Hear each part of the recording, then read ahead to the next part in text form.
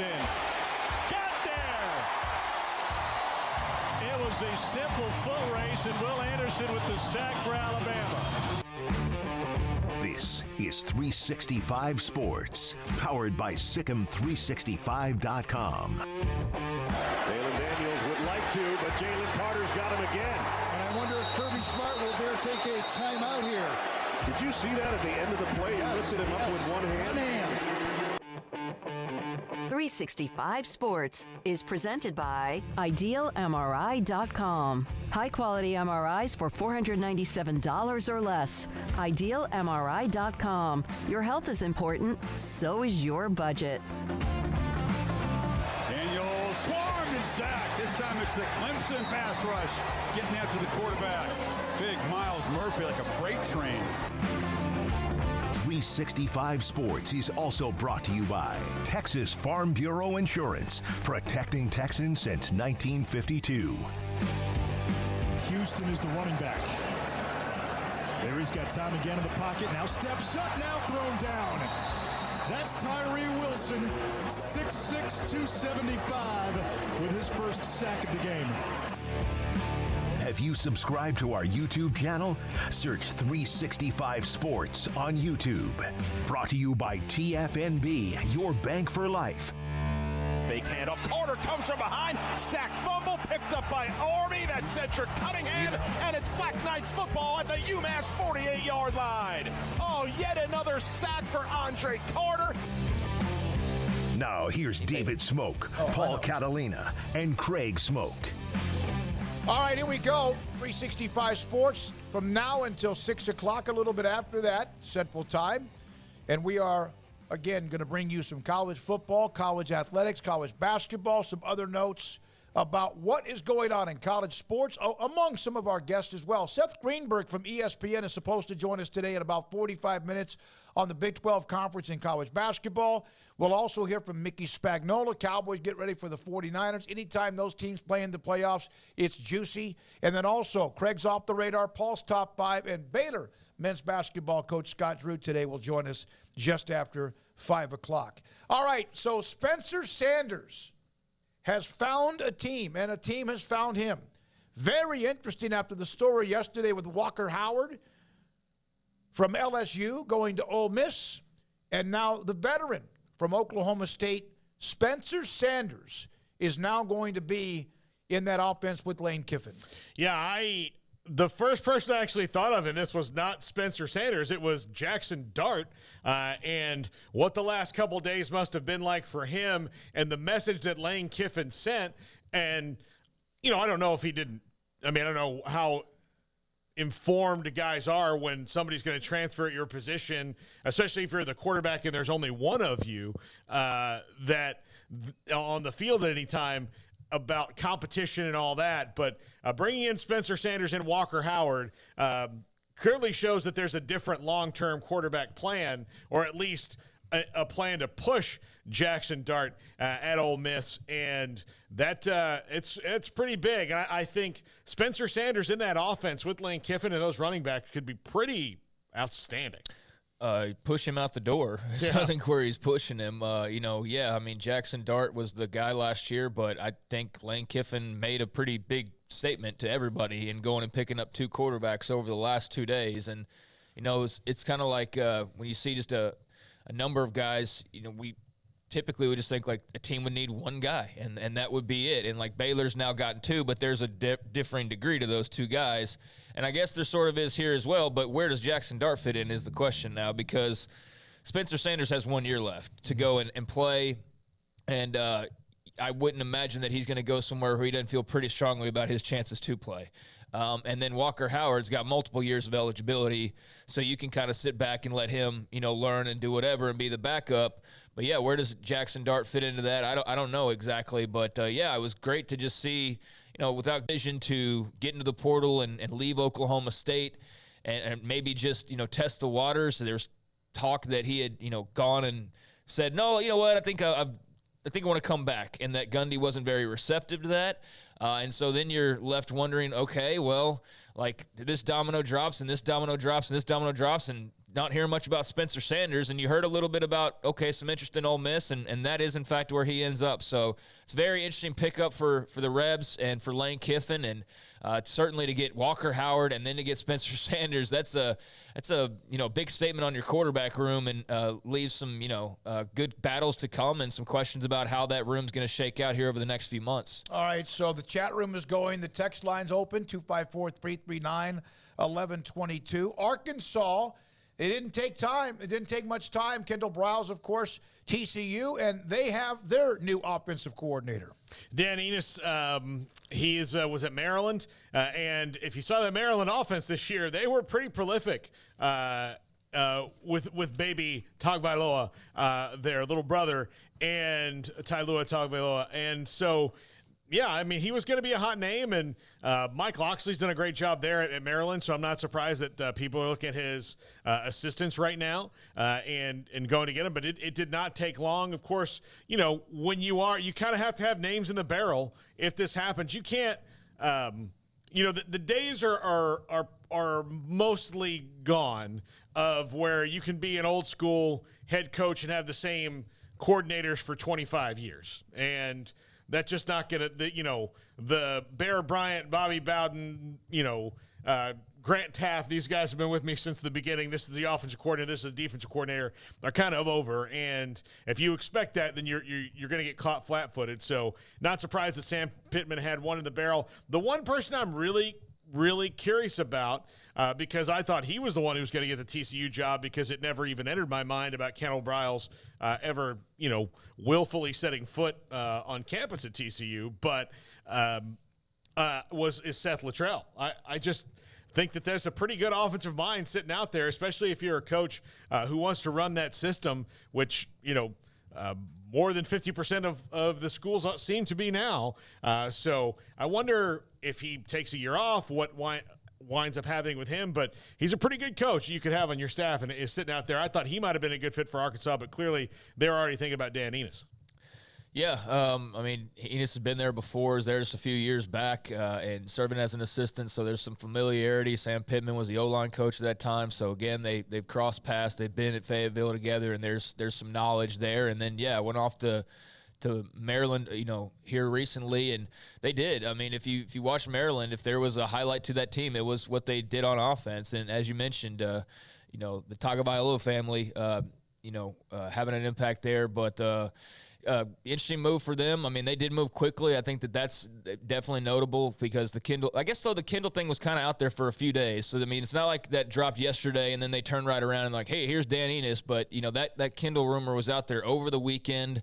And so they had 4 or 5 days at minimum, I would think, to really kick the tires. And maybe they were kicking the tires when the Mississippi State stuff, Kendall was allegedly flirting there. And then, the fact that he just seemed to be keeping his options open, I wonder if Sam Pittman didn't have like a little, hey, just be monitoring this, or, just be available if I need to call you here in the next couple of weeks. I think they probably had an idea of what might have been going on there. So, yeah, I mean, KJ Jefferson, obviously, we saw Kendall's tweet like a week or two ago, whenever that was, talking about, basically running it back with KJ Jefferson. That was the thought at the time. Obviously, he's now in Fort Worth, and so Dan Enos inherits an offense with a pretty solid quarterback, and I'm curious to see what he does. But yeah, the Razorbacks move relatively quickly here.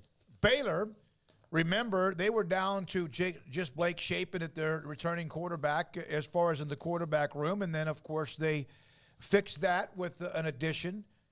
Now they have a third quarterback in the room. This guy's got some pretty good credentials. Northern Arizona transfer quarterback RJ Martinez is going to be a walk-on at Baylor. 19 games at Northern Arizona, 4,590 yards passing, 30 touchdowns, 10 picks, 64% completion rate.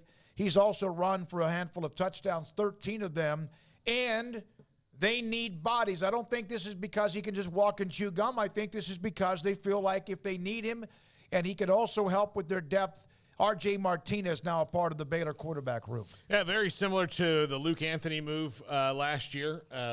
And look, you've got a guy who's played in games. Now, not at the same level as the Big 12, but you're not asking RJ Martinez to come in and start. You're asking him to come in and be part of your quarterback depth and, see where it goes with him. Clearly, he's got a little bit of potential, and he's put some stats up there. So, again, see what he's got. The quarterback depth chart as it stands right now is Blake Shapen 1, Sawyer Robertson 2, and now RJ Martinez, steps in there as 3, and that's what they need, especially to get through spring. And, if there will be a scholarship that probably opens up that you would think that if he's truly good enough, then they'll probably throw that to the third quarterback. But yeah, there's it's all fluid right now. I mean, teams can add maybe 40 players in a cycle now. They went 2 years, Craig, right, without a quarterback in a signing class because of what happened with Novosad, but also they didn't sign a quarterback last year, and then all the defections. They needed I kind of looked at a couple of videos. I like what I saw, but again, I don't know. We'll see that how much he plays, but at least there's another body in the room. Yeah, I mean, I'm not going to get too crazy about this, in terms of like, oh, this is fantastic or anything, because, he is jumping up a pretty significant level. But, with the Luke Anthony thing, I mean, that was a needed addition at the time, but did he ever see the field? No. I mean, that was just, a need depth-wise, and I think this is primarily what this is, because as we've highlighted, they only had one quarterback up until about a week and a half ago, thanks to some signing day drama.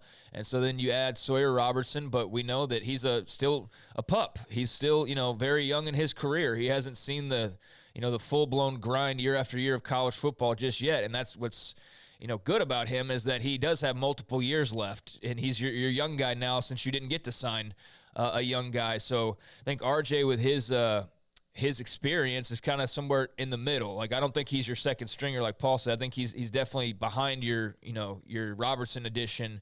But the thing is you're about to have spring ball here in probably the next, 5-6 weeks, something along those lines. That'll get started up. And, yeah, you need to have more than, a couple of guys. And I know there's walk-ons as well. But this just makes sense. That's what it does. It makes sense. They needed another quarterback. They needed somebody else to get reps and to, push and practice. And that's what RJ Martinez will do with his experience. But, yeah, I'd be surprised. And it probably wouldn't be a good thing if he does see action, unless he's either, he's like the most unheralded diamond in the rough ever, and they just landed an absolute jewel out of nowhere, or all hell breaks loose with like injuries, and so you need to have somebody, and so I think he fills some needs for you. But I'm also sitting there wondering, like, post spring ball, be some quarterbacks on the move again. Absolutely. And we just talked about Jackson Dart. Like, what are the odds that he's still on Ole Miss's roster post spring with the additions that they just made with Spencer Sanders and Walker Howard? Probably not high odds. So, he's somebody that I think certainly people will watch. There's still names out there. Malik Hornsby's still out there, right? No, he's at Texas State. Oh, Texas State. That's right. I just saw his name on the screen and thought that,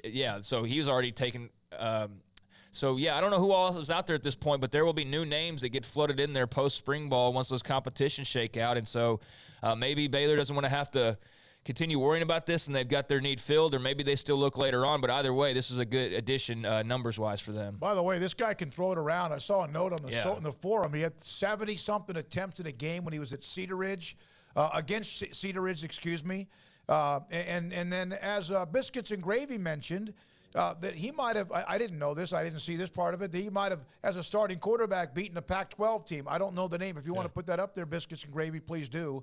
But that's that as well. Yeah, it might be in Colorado. But Jake, here's the names, and tell me if you've heard of these guys right now that are kind of still out there now that Spencer Sanders is out of the portal. Jake Garcia was at Miami. I've heard of him. Yeah, you probably heard because he had. By the way, it was Arizona that he beat. Oh, Arizona. Okay.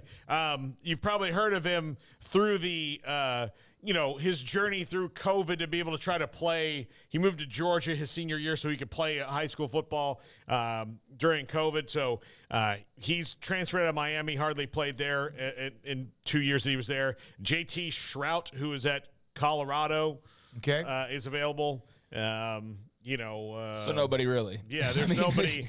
Dylan Hopkins, Zach Rossman, that you never really heard. Sam Heward is probably maybe the most popular from Washington, name. Brock's son. And by the way, Max Olson, normally with us Thursdays, will be with us, huh? Damon's son, Brock's nephew. That's right. Will be with us tomorrow at around 4. And he wrote an article today about what we've learned from the transfer portal this year. It's a great article on theathletic.com if you get it, but we'll have him on tomorrow to maybe he'll tighten some of this up as well. So there's that. So Baylor does have themselves a walk-on. College basketball last night, two teams that needed a win. Got them. Oklahoma State beat Oklahoma, and West Virginia beat TCU. Huge wins for both of them. And it kind of goes back to what I was saying to Cyclone Larry when he said, hey, we'll take care of business. We're going to play Kansas State, Iowa State next week. And I said, you don't ever look past anybody. Now, again, Oklahoma hasn't been blowing people up. And then TCU they've hit a little kind of a fade here. And that's why in this conference you never know. Those were four teams that needed a win. Two of them, of course, got it. In West Virginia, Bob Huggins, Huggy Bear, and also with what Oklahoma State and Mike Boynton got in their win, too. Yeah, it's really easy. You saw, it is easier than you would even think to get behind the 8 ball in the Big 12. Look, Texas Tech is probably not an 0-6 team in most leagues. Like, they're not what they were, clearly, but if you looked at them through the non-conference, you wouldn't say this is a team that's going to go lose their first 6 conference games. But you get the wrong injury at the wrong time, which clearly they had, and then you get behind the 8 ball of losing those games. Look, that Baylor win over West Virginia was huge in so many ways because good teams, talented teams, can lose their confidence and then – you get fired up because you are a team that has a banner on the rafters and you're a bullseye for everybody's game, then that's it. Texas Tech is one of those teams. They were in the championship game just 3 years ago, and so people will think, like, well, that's a team you got to go get. It's a really raucous environment, so you especially go like Baylor did tonight and win on the road. Yeah, you can get behind it. So it's important for West Virginia, who was 0-5, not to be 1-6 and be behind that 8 ball even more. It's important for Oklahoma State or Oklahoma, who now have the same record, to get those dubs when they can. Good for West Virginia to get that first win, and good for Oklahoma State to get that second win, and to do so, obviously, against your arch rival for the Cowboys is something that you always enjoy, and then for the Mountaineers and Bob Huggins, it's been a really tough ride, but to get a top 15 win, that's a really nice deal for them. So, yeah, it just goes to show you that even if there's not a number ranking in front of a team or their record doesn't look, all that great, doesn't mean that you can't, treat them just the same way that you'd be treating Baylor or Texas or, whoever's at the top at that time. Everybody in this league is, as we keep repeating, it's almost like, you talk about the SEC in football, we make that kind of comparison of there's, never a week, I guess in this case, never a night off, but it's true. It's true, and that was evidence last night. I think just the game of basketball, in general in college can be a lot of fun and pretty unpredictable at times, but, man, it's super unpredictable and super fun in the Big 12. It's just the grinder of all grinders, and any given night I wonder, like, for bettors who bet on the Big 12 basketball, like I wonder if it's tougher or if it's just maybe I'm making too much out of that. I would imagine though it's probably tougher, right? Because you never quite know which direction to go because teams are so closely matched. But yeah, that was a really good win, much needed for both of those programs, and not quite what I think we've expected with Porter Moser when Oklahoma made that hire. I don't know. I felt like they'd be kind of in a better spot at this point, but they're grinding through. Everybody's trying to grind through, and those were a couple good wins for programs that really needed them yesterday. Paula McReynolds saying, hey, guys, wanted to say hi to Paul and Craig as well. Thank you very much. Hello. Biscuits and Gravy, great to have you in the chat today. Wet Blanket, Baylor picked up RJ Martinez, could be pretty good pickup. There was one other note about him, about Martinez. That's when Biscuits and Gravy mentioned the Pac-12 team. So there you go. Katie Rader. Why would any program need 3 quarterbacks at a time? Well, yeah. She's joking there because Texas Tech, thank God they did, have their 3. Shuck, who was fantastic, and then, of course, Donovan Smith and the young freshman. I do wonder if they're trying to bend the scholarships too as much as they possibly can by getting a guy who is more of a primary walk-on in Martinez because that still allows them to have some room if they, I guess, found another quarterback or they need another area to use that on. They did the same thing with special teams. Mm-hmm. They had like 4 guys on special teams special teams guys on scholarships, and now they've got like 1 or 2, so they freed up some room there. So I wonder if, rather than going and getting like some other dude out of the portal and that takes up another spot, then they're like, okay, we'll roll with Martinez and, let him find his way. And then if, something else pops, we got another scholarship to be able to give out. I don't know. I'm just speculating there because they've clearly they've been trying to massage the numbers as best they can. So that's where he not only helps as far as your depth and your competition, but he could help as far as your numbers go as well. Yeah, look, the way it works now, May 1st in college football, when the portal opens again, if you're worried about your scholarship numbers, you probably shouldn't be. Like if you're so confident that all 85 of your scholarships are going to stay, your name is probably Nick Saban, Kirby Smart, and even then you shouldn't be. Like no one is, because things are going to change. You're going to have injuries. You're going to have guys retire from football, step away, the transfer portal again. So yeah, you can hold RJ here through the spring on a walk-on, and then you could have 5 scholarships open up, and then now you have 5 scholarships when you only really thought you were going to have 4. So now here's your scholarship, RJ, and then the other 4 you go get a safety and a wide receiver and whatever else you need. In other words, there's plenty of groceries out there at some point. I hate to use it that way, but that's kind of what it's become to me. Kansas State had Will Howard, Adrian Martinez, obviously, and then Rhule, I think, had to take a couple of snaps. Texas, I mean, they had a situation where they almost had to start really grinding or, getting into their depth because Card was a little banged up, Ewers was banged up, and you wondered, who was up next for them. So, yeah, I mean, we've seen various scenarios where you've had to use more. I mean, just at Baylor, we can use that example. I mean, they're probably, as much as any school in the country, have had quarterback issues as far as injuries go or depth issues at times. So, yeah, good to have RJ Martinez on board. That's the point. Yeah. Michael K., 19th C fan. Kansas State needed 3 quarterbacks. Also, Bradley Bramer, who's a Nebraska fan, mentioned that, they beat Arizona, but that was a game in which he threw for 88 yards. But the fact he was playing that kind of competition. So there we go. A lot of you, thank you very, very much for a lot of what you've given us already on the chat room. I do want to mention Brian Etheridge sent us a text earlier today. Jen Witcher, who was an incredibly loyal member of Sikkim365.com and also a loyal follower of 365 Sports, passed away. She was battling blanket cancer. So we want to honor her and thank her for being a part of what was our family and thinking about her family and also anyone else that knew her. And there's a great thread about her. And so our thoughts and prayers to the Witcher family and anyone knew Jen Witcher, who was on the forums that also was a part of what we do here on 365 Sports, an incredibly loyal Baylor fan. Yeah, I mean, I remember seeing that name more than a few times on the boards, and yeah, I just feel terrible for loved ones, family, friends, and posters on the board. Baylor fans who knew her hate that the Big C takes another one. It's just something that I think we all fear and have all dealt with at some point in time in our lives with friends or family, and so it's just an awful thing, and you hate to hear that, and Godspeed and best wishes to her and to all of her extended family as well. I don't think Brian will mind me sharing this, but his wife had some pretty serious surgery, and Jen was there to help her through the surgery during the time when she was obviously very ill, and so that's awesome. Thank you, Brian, for sharing that story about Jen Witcher, and again, our thoughts and prayers are with her. When we come back, we'll continue with some more topics. Seth Greenberg at 3:45, Scott Drew at 5, and much more to come. And we might share a story or two about the fact we got a chance to see Matt Rhule yesterday. This is 365 Sports.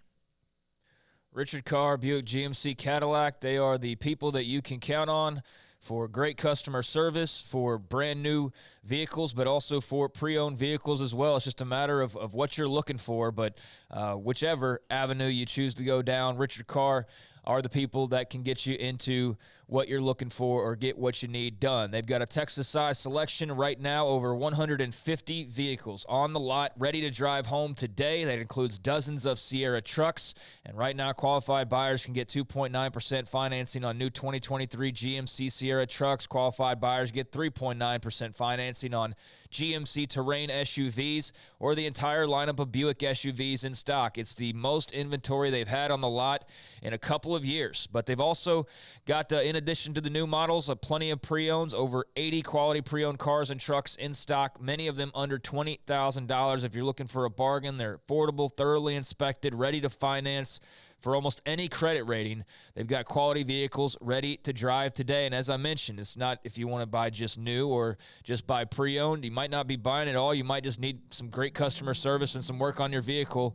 You just want to drive your car or truck a little while longer. Well, visit their award-winning service department. They're always standing by to keep you on the road. Go to richardcar.com to see their service specials and to set an appointment for quick and reliable service. For 23 years, Central Texas, Richard Carr has built a reputation as the people you can count on for your automotive needs. Looking to buy new, looking to buy used, looking to get your car fixed up, they are the people that you can count on. Run by proud Central Texans. Log on to richardcar.com today. Call now or go see them now off Highway 6 at the Imperial exit. Pizza, burgers, and Bears football. There's no place around Waco that serves them all other than Bubba's 33. Come show your green and gold and enjoy some of Waco's best food and beverages while watching your favorite team, the Bears. When real Bears fans get hungry, Bubba's 33 is the #1 spot for ice-cold drinks, hand-stretched, stone-baked pizzas, and bacon-infused burgers. Join us for indoor or patio dining. Bubba's 33, Waco's restaurant and proud supporter of Baylor Bears football. Sick 'em, Bears. How did Edward Jones become one of the biggest financial service companies in the world? By not acting that way. Financial strategies, one-on-one advice, it's a big difference. And that's why Brad Wilson, your Edward Jones financial advisor, makes sense of investing. Experience the difference for yourself. Brad Wilson, 250 Sharon Drive in Woodway, 254-776-4337. Edward Jones, member SIPC. Hey, this is Bryce Petty, former starting quarterback and two-time Big 12 champion, and I know firsthand the importance of being in top shape both on and off the field. So listen up, men. If you're feeling beat down day in and day out and looking for that high-performance edge that separates the men from the boys, then look no further than the Petty Clinic Low T in Waco. Petty Clinic is a comprehensive men's healthcare clinic with an atmosphere catering to men. Board-certified Dr. Kent Petty has a special interest in offering the highest quality medical care to men of all ages. Some of the services offered include screening and treatment for low testosterone or thyroid, infertility, high blood pressure, diabetes, high cholesterol, sleep apnea, while offering comprehensive wellness exams and complete men's health lab panels. High performance men, remember, it's not just a Petty thing. This is Bryce Petty, encouraging you to reach out and Google search Petty Clinic Low T or go to pettycliniclowt.com and get your complimentary lab screening today. When we moved to Texas, we were like fish out of water. We didn't know anyone in our neighborhood until our Texas Farm Bureau insurance agent came to the house. She was so helpful and reassuring, a friendly face with that Texan hospitality I'd heard about. When we purchased a Texas Farm Bureau insurance policy, we knew we were making the right choice. We knew our family would be protected. Stop by and see our agents at one of our 3 McLennan County locations. Coverage and discounts are subject to qualifications and policy terms and may vary by situation.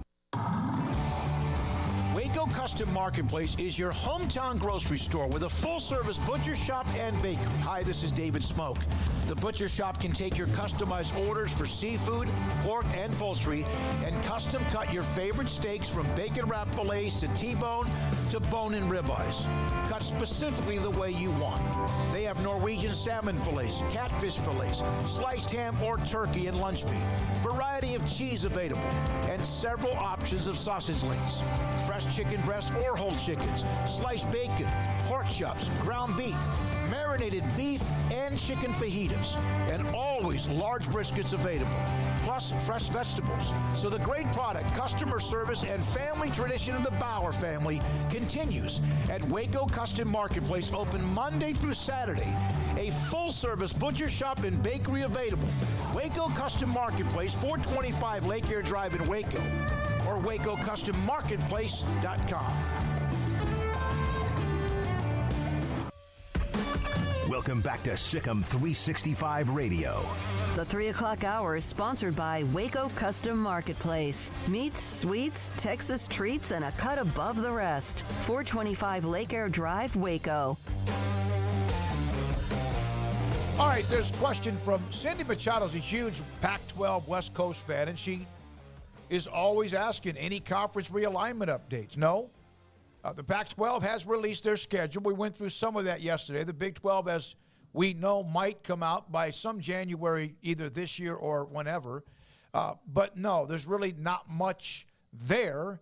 And a lot of it, I guess, whatever the next move might be, you might be based on, would you guys agree, whatever the Pac-12 TV deal comes out with. Yeah, I think that's going to be incumbent on that. I think Kevin Warren not being involved in the Big Ten is probably great news for the Pac-12 right now, because without a commissioner, and I don't know how long that process is going to take for the Big Ten and what they're going to do to pick the new commissioner. But without him being there, that probably slows this down a little bit more than it was. I think it was pretty already slowed, because I personally hold the belief that unless the Pac-12 TV deal is just worse than the Live TV deal that is on the CW, then that conference will hold together more or less until the next round of TV deals in 4 or 5 years. So, yeah, but I do think that there could be something if it just can't get done. You've got schools that are upset with a TV deal, and then they say, well, we're going to try to find our place elsewhere. But I still see something getting done with the Pac-12 here, whenever that is. Yeah, I mean, it's got to happen sometime. This is the right? last year, the one they're on right now. Yeah, like whenever that is, got to be sometime, got to be soon. And you're talking about the Big 12 schedule. Like if they drop it, well, they got to drop it this year. Yeah, they have to. You got to know who you're playing next season. But yeah, I mean, it's still early in the year, I suppose, and early in the off season. But I have, seen some expansion, threads and things start to pop up, because I think it's natural that we don't have games to talk about. So like this is one of those other things, but it's also because there's been a lot of stuff to talk about the last couple of years. But I don't think there's that big summer splash waiting in the wings like there has been. At least it doesn't appear so. To answer your question, I think, for anybody looking for any type of a seismic shift, I think you just have to look at the Pac-12 right now. I mean, that's the conference whose TV deal's up next. That's the conference who's been negotiating or working on their TV deal for months and months at this point. Like that finish line that they were supposed to have, that's way back there now at this. Like, I mean, we've gone way past that. I forgot when it was. Yeah, like we just blown past that, and it's like all of a sudden, headlines of like, well, no, this is normal. And there's definitely some PR maneuvering surrounding the fact that thing's still not done. But now it's got to the point where I think even people who would normally be your PR wings are like, where's the deal at, guys? You can only kind of like delay it at, so long. So I think that, yeah, whatever is happening with the Pac-12 is where you look for potential shakeups, because if it's not satisfactory to, some particular schools, what kind of division does that create?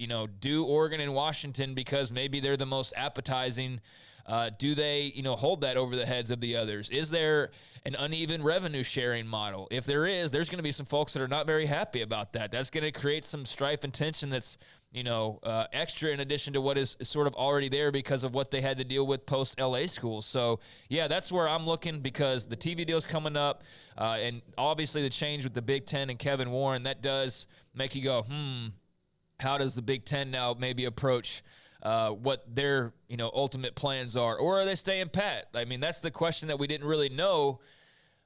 Then when the season started, we just sort of forgot about that for a little while because we were so focused on games. But prior to that, and prior to the Bears and Kevin Warren talking, we were all wondering last offseason of, okay, are they done? Are they sticking with just the LA schools, or could they perhaps reach out and try to talk to a TCU, or go and try to get Oregon, Washington, or, go start to make those moves, or those early seeds being planted for the ACC schools and whatnot. But I don't know. I think it's all up in the air now because the big man in charge has changed. So, we're all waiting on that Pac-12 TV deal, and that will kind of set the table, I think, for how the rest of the responses go. As somebody, our 365 Sports in the chat room, as someone teased, there's a hell of an interesting realignment status thread that is in the premium section. And basically, without giving you too much, because we'd love for you to go in there, this premium section's incredibly affordable, but the bottom line still all of what are the main cores. Allotment, availability.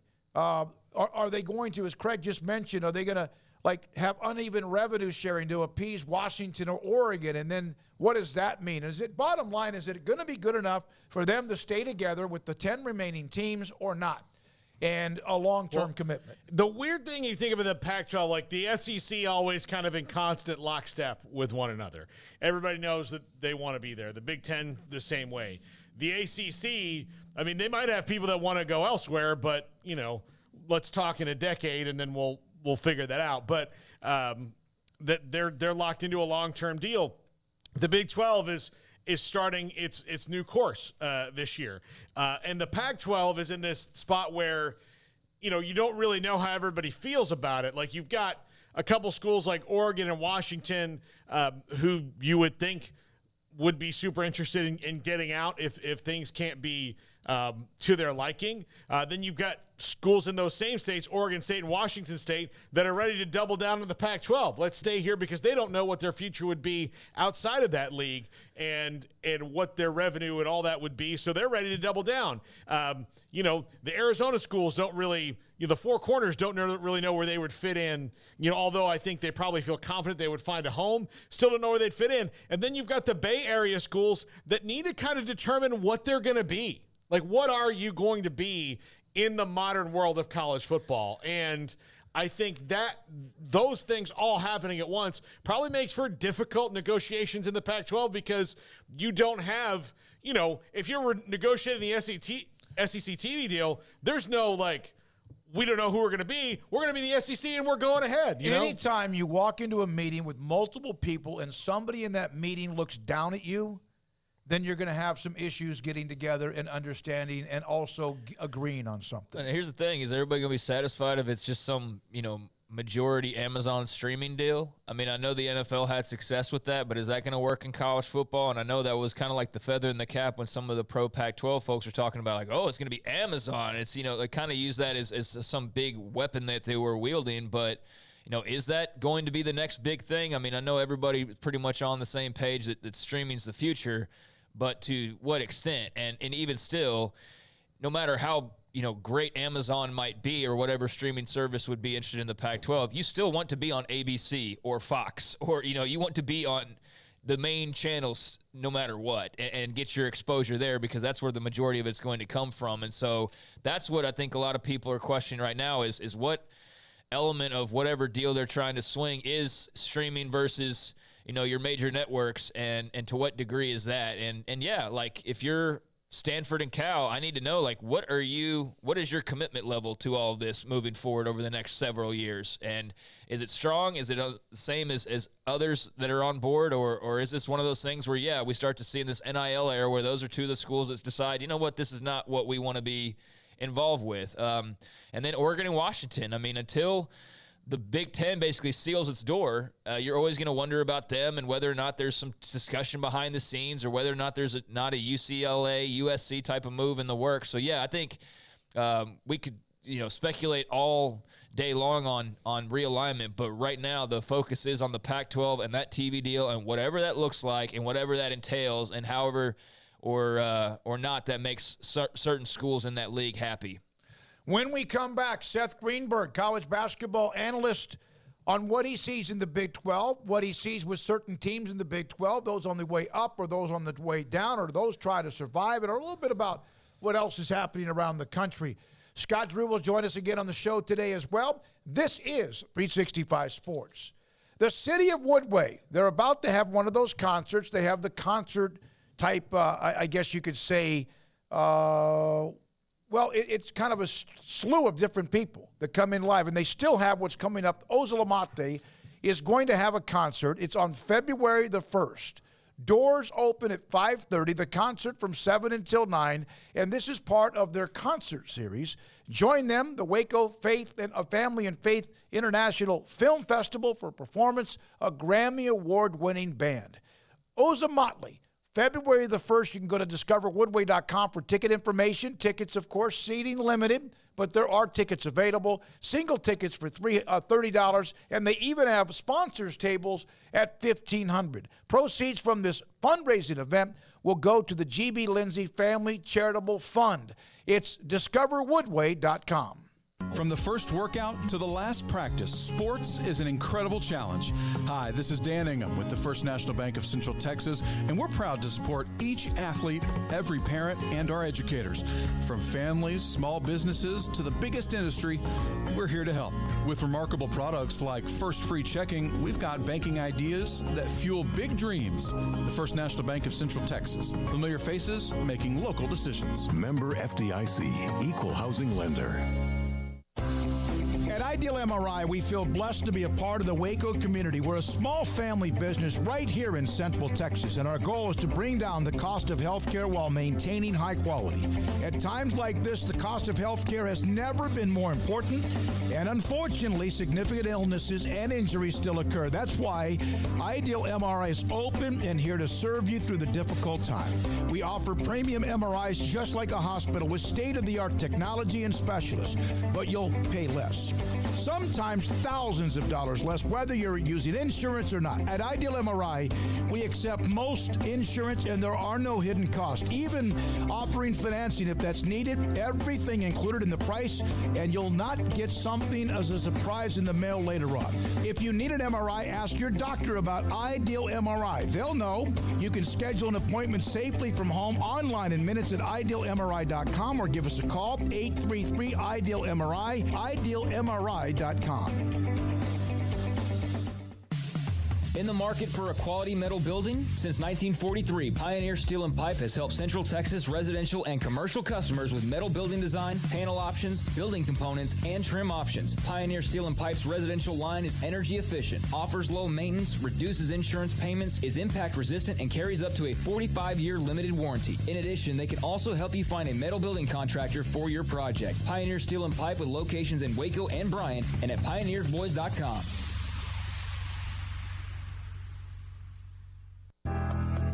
Riverbend Liquor and Wine, Lakeshore Drive, North 19th Street, right behind the bank, is a hidden gem in Waco. If you're a fan of bourbon, especially local Texas bourbons, that's where you gotta go. Balcones, TX, Devil's River, whatever it is, they've got it. Riverbend Liquor and Wine, plus the best selection of craft beers in Waco, seasonally churned out throughout the year, whether it's spring, summer, fall, or winter. Riverbend Liquor and Wine, best selection of craft beers, a speedy drive-through window, and excellent customer service. Find out more on Instagram or just go by and see them. Lakeshore Drive at North 19th Street behind the bank.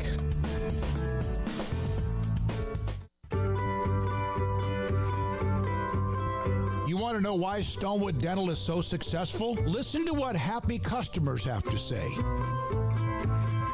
It's pleasant. It's different than any other dentist office. I really feel like they care. And it's not that you're here for 2 hours waiting on someone to take care of you. It's quick and easy, and I bring my kids, and my kids love being here too. They really love the treasure box. Staff is really nice and accommodating, real friendly. You feel more like home. It's not sterile looking. Everybody has their own personalized rooms with decorations and decor, and they'll even have a blanket for you when it's cold. I've recommended people to actually come here, and they are patients now. I really love it here. It feels like family. Learn more, stonewood-dental.com.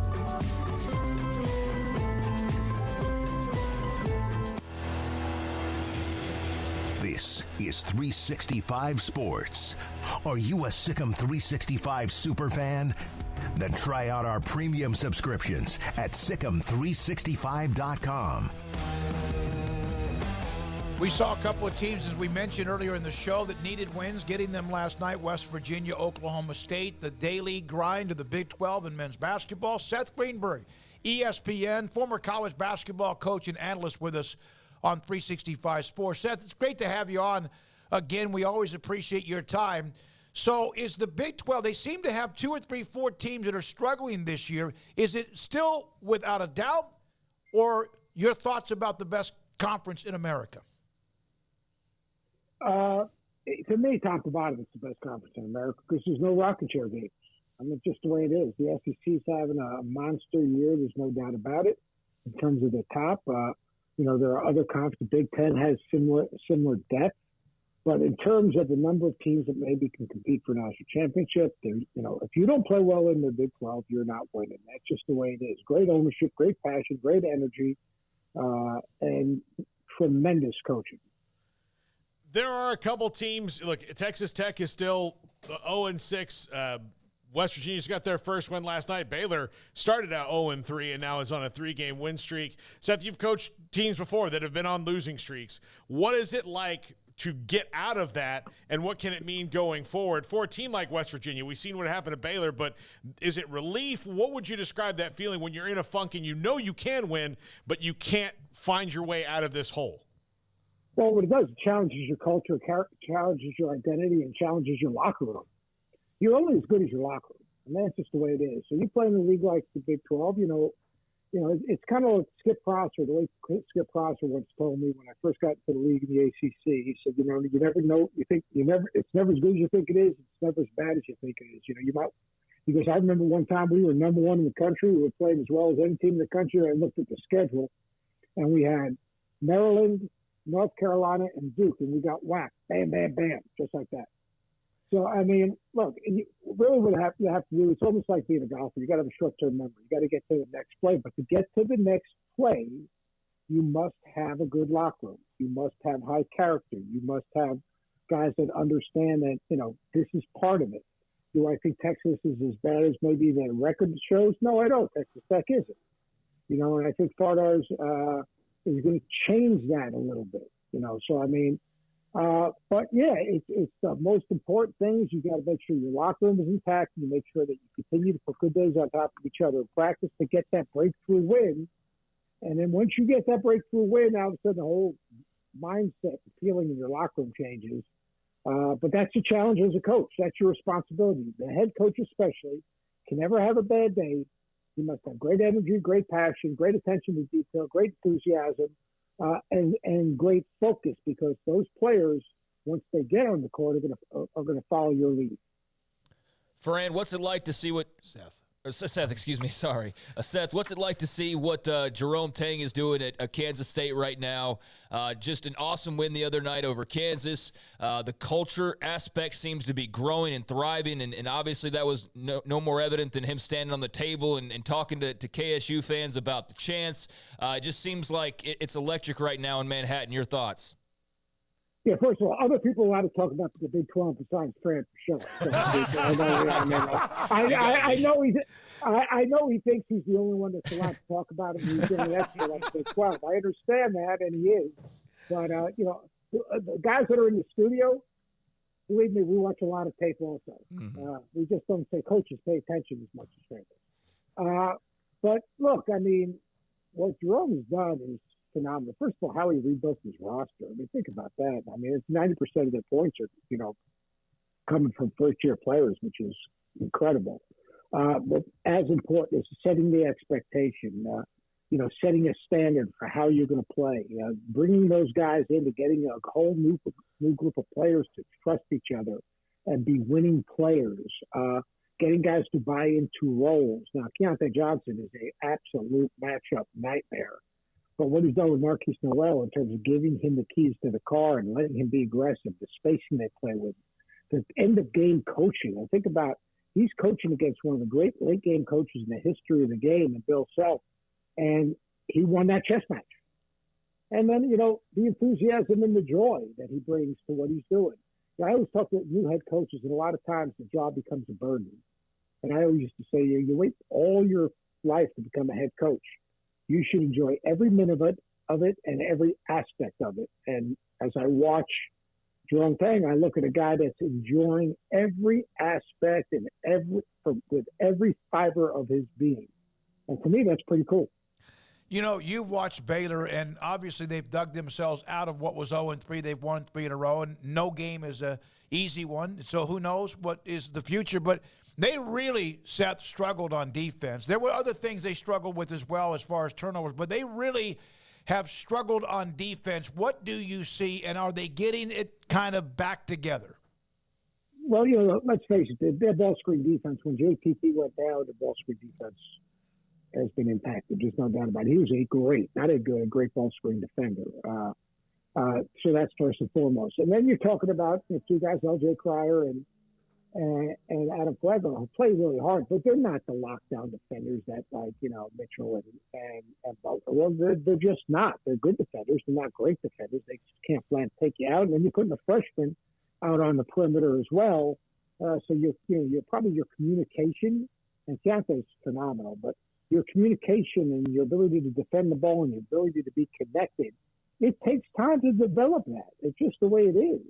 But I think the lack of ball screen defense, their bigs not being able to contain, their perimeter guys not having that one just flat out sit down in the stance, I'm taking you out, lockdown defender, has been a little bit of a factor. But Scott is always Scott does. He stays positive but demanding. He's not going to lower his commitment to making sure they're an elite defensive team. He's trying to get these guys more purposeful, more connected, communicate better. And you see some of that in the last 3 games.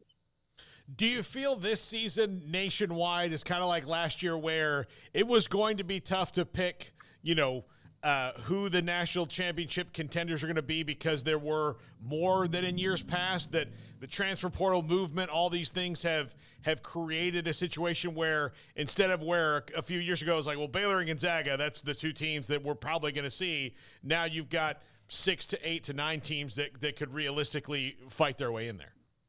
Yeah, maybe more. Look, the transfer portal enables, think about, look what's happening at Missouri, quick fix, boom.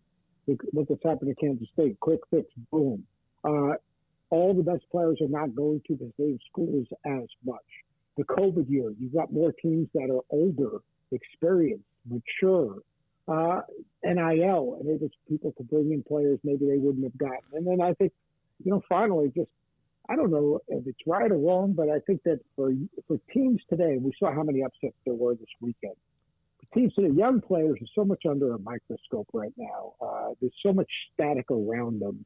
I think it's really hard to keep teams in the moment. You can't isolate your team from the static. So therefore, we're seeing some teams that are a little bit more inconsistent. I don't know if that makes sense to you guys, but I really believe that there's so much static around these young players now that, keeping your team in the moment, keeping your team together is really hard. And then the older teams, I mean, if you look, this is really interesting. I had our stats people look this up yesterday. Like Oklahoma State, 96% of their points are scored by juniors and seniors. Missouri, 95% of their points, juniors and seniors. DePaul, who beat Xavier yesterday, 93% of their points, juniors and seniors. Seton Hall beat UConn yesterday, 90% of their points by juniors and seniors. Kansas State, 90% of their points by juniors and seniors. Mm. You're seeing even Carolina, you think about the Blue Bloods, the Carolinas, the Kentuckys, they have rosters where they have juniors and seniors. Teams that have broken through. Pittsburgh, who was really struggling, 84% of their points were juniors and seniors. TCU in your conference, top six returning scorers, 79% of their points, juniors and seniors. So, I think that college basketball's gotten older. There are more good teams. It's hard to win. There are more great home courts. Great players are spread out more. And then the static. People say, get off my lawn. No, it's true. There's so much static, whether it's static from parents, trying to monetize their children in a lot of ways, whether it's static from players' agents because of their NIL deals and trying to monetize them, whether it's static from the pressure of trying to get out as quickly as possible for the young freshmen that play college basketball. I just think there's a lot of static that impacts the team's ability to be, and then human nature. Like Arizona lost to Oregon the other day after Oregon got absolutely drilled by Arizona State. Why? Human nature. It's just the way it is. One of those teams that had to deal with probably more static than anyone is Texas, and Rodney Terry has been able to, in something that no one wishes happened at all, but did with Chris Beard, has gone down. The Texas team has seemed to have taken it as in stride as you can, and Rodney Terry's kept it going. What have you thought about the Horns being able to keep their heads above water after losing their head coach early in the year? I think they've done a great job. They've got a great identity and a great culture in Texas. very similar. I mean, again, you're going to be at that level, whether it's Baylor, whether it's Rhode Island, Kansas State, whether it's Texas, whether it's throughout, quite honestly, the Big 12 Conference. But, Texas especially, I've had a chance to spend a lot of time around their team. Every year when I take my little tour, I visit Baylor, I visit Texas, Texas Tech, I visit some programs. Obviously there's had tremendous amount of attention and negative publicity around that program. But that program is built on togetherness. That program is built on trust. That program, they walk the court before every practice, lock the arms, and chant together. And those are empty words. Those kids really buy into it. They've got a veteran coaching staff. They've got 6 seniors. They've got a good locker room. And they've been able to, in a very, very difficult situation, stay in the moment and maybe even appreciate the moment. Now, look, they've got flaws. You take Marcus Carr out as well as he's playing right now. Are they as good? That's what happened the other night. He got taken out of the game. I thought that TJ Otzelberger did a great job, but he only had 8 points. At times they can get stuck, but Rodney Terry's done a phenomenal job in a very, very difficult situation, but he has a great support staff, and they've got really good young men in that program. Houston and Kelvin Sampson, number one. They've been there quite a bit. Your thoughts? They've knocked on the door a couple of years ago. Baylor beat them up pretty good, but they are really, really good. They're experienced. They feel like they can beat anybody. Your thoughts about what the Cougars have been doing? They look a lot like Baylor's national championship team to me. I said they have the best two-way backcourt in the country with Sasser, obviously Shed, and Mark. Similar to that great backcourt that Scott had. They've got a developing front court with Jarris Walker, who's you think the light bulb's going on, but you know what? It's got to stay on. One thing about the light bulb going on, the key is staying on. They're gonna run the table. They're gonna be the overall number 1 seed. They defend, they rebound. Sasser's starting to look like Davion Mitchell to me. And that's the ultimate compliment because I thought that guy and he and Jerry were just fierce winning players in the moment, best when their backs were against the wall, made plays down the stretch with poise. I think they're for real, but they're going to have to do in the NCAA tournament because I don't think they're going to get challenged the rest of the regular season. Seth, Kansas State's got to be a part of the discussion. Iowa State made their run last year, and they're good again. Is there somebody else around the country that's kind of on your radar? Is that, wow, they so far through where we are, 15, 17, 20 games or whatever, is one of the surprise teams for you? Well, I wouldn't say surprised because I thought Xavier was going to be really good. Sean Miller's a very, very good coach. And, he inherited a very, very good team. So I would say they're a team that has caught my eye. I love Rutgers. Rutgers is the team, everyone thinks of Jimmy Valvano's speech, Rutgers. But if you look at this team, it goes back to the same thing. What's their DNA? What's their identity? They've got an older team. They've got last year's defensive player of the year in the Big Ten and Caleb McConnell. They got a 6'7" point guard and Paul McKay. They got Cliffo Marie, a 6'11" center that block shots and can defend on the floor. They got Cam Spencer just transferred from Loyola, who's not afraid of the moment. They've got big athletic wings and Mag and Hyatt. I think that we're not talking enough about them. And obviously, Purdue wasn't preseason top 25. And the freshman backcourt's played at a high level. And, Zach Edey is an immovable object. You mentioned, and my last question for you, Seth Greenberg, ESPN, we appreciate you as always, but that you're in the studio. You guys are watching games. You watch a ton of tape or film, whatever we call it these days. What goes on from the time you're in the studio to start the constant updates and analysis of a game? Is it kind of rapid fire where you don't get much of a break? Yeah, you don't get a break. You got about 6 games on at once, which is basically not very good for my ADD. So I've got my computer in front of me, and I've got stat broadcast up to bounce around and look and see what's going on a little bit. We've got our rundown. We're probably taping something for ESPNU early in the day, doing Sports Center. But once the games start, we obviously want to lock into the game that's on our air. I'm doing, mostly on Monday and Tuesday we do ESPN. But you also got to have a feel for certain games around the country.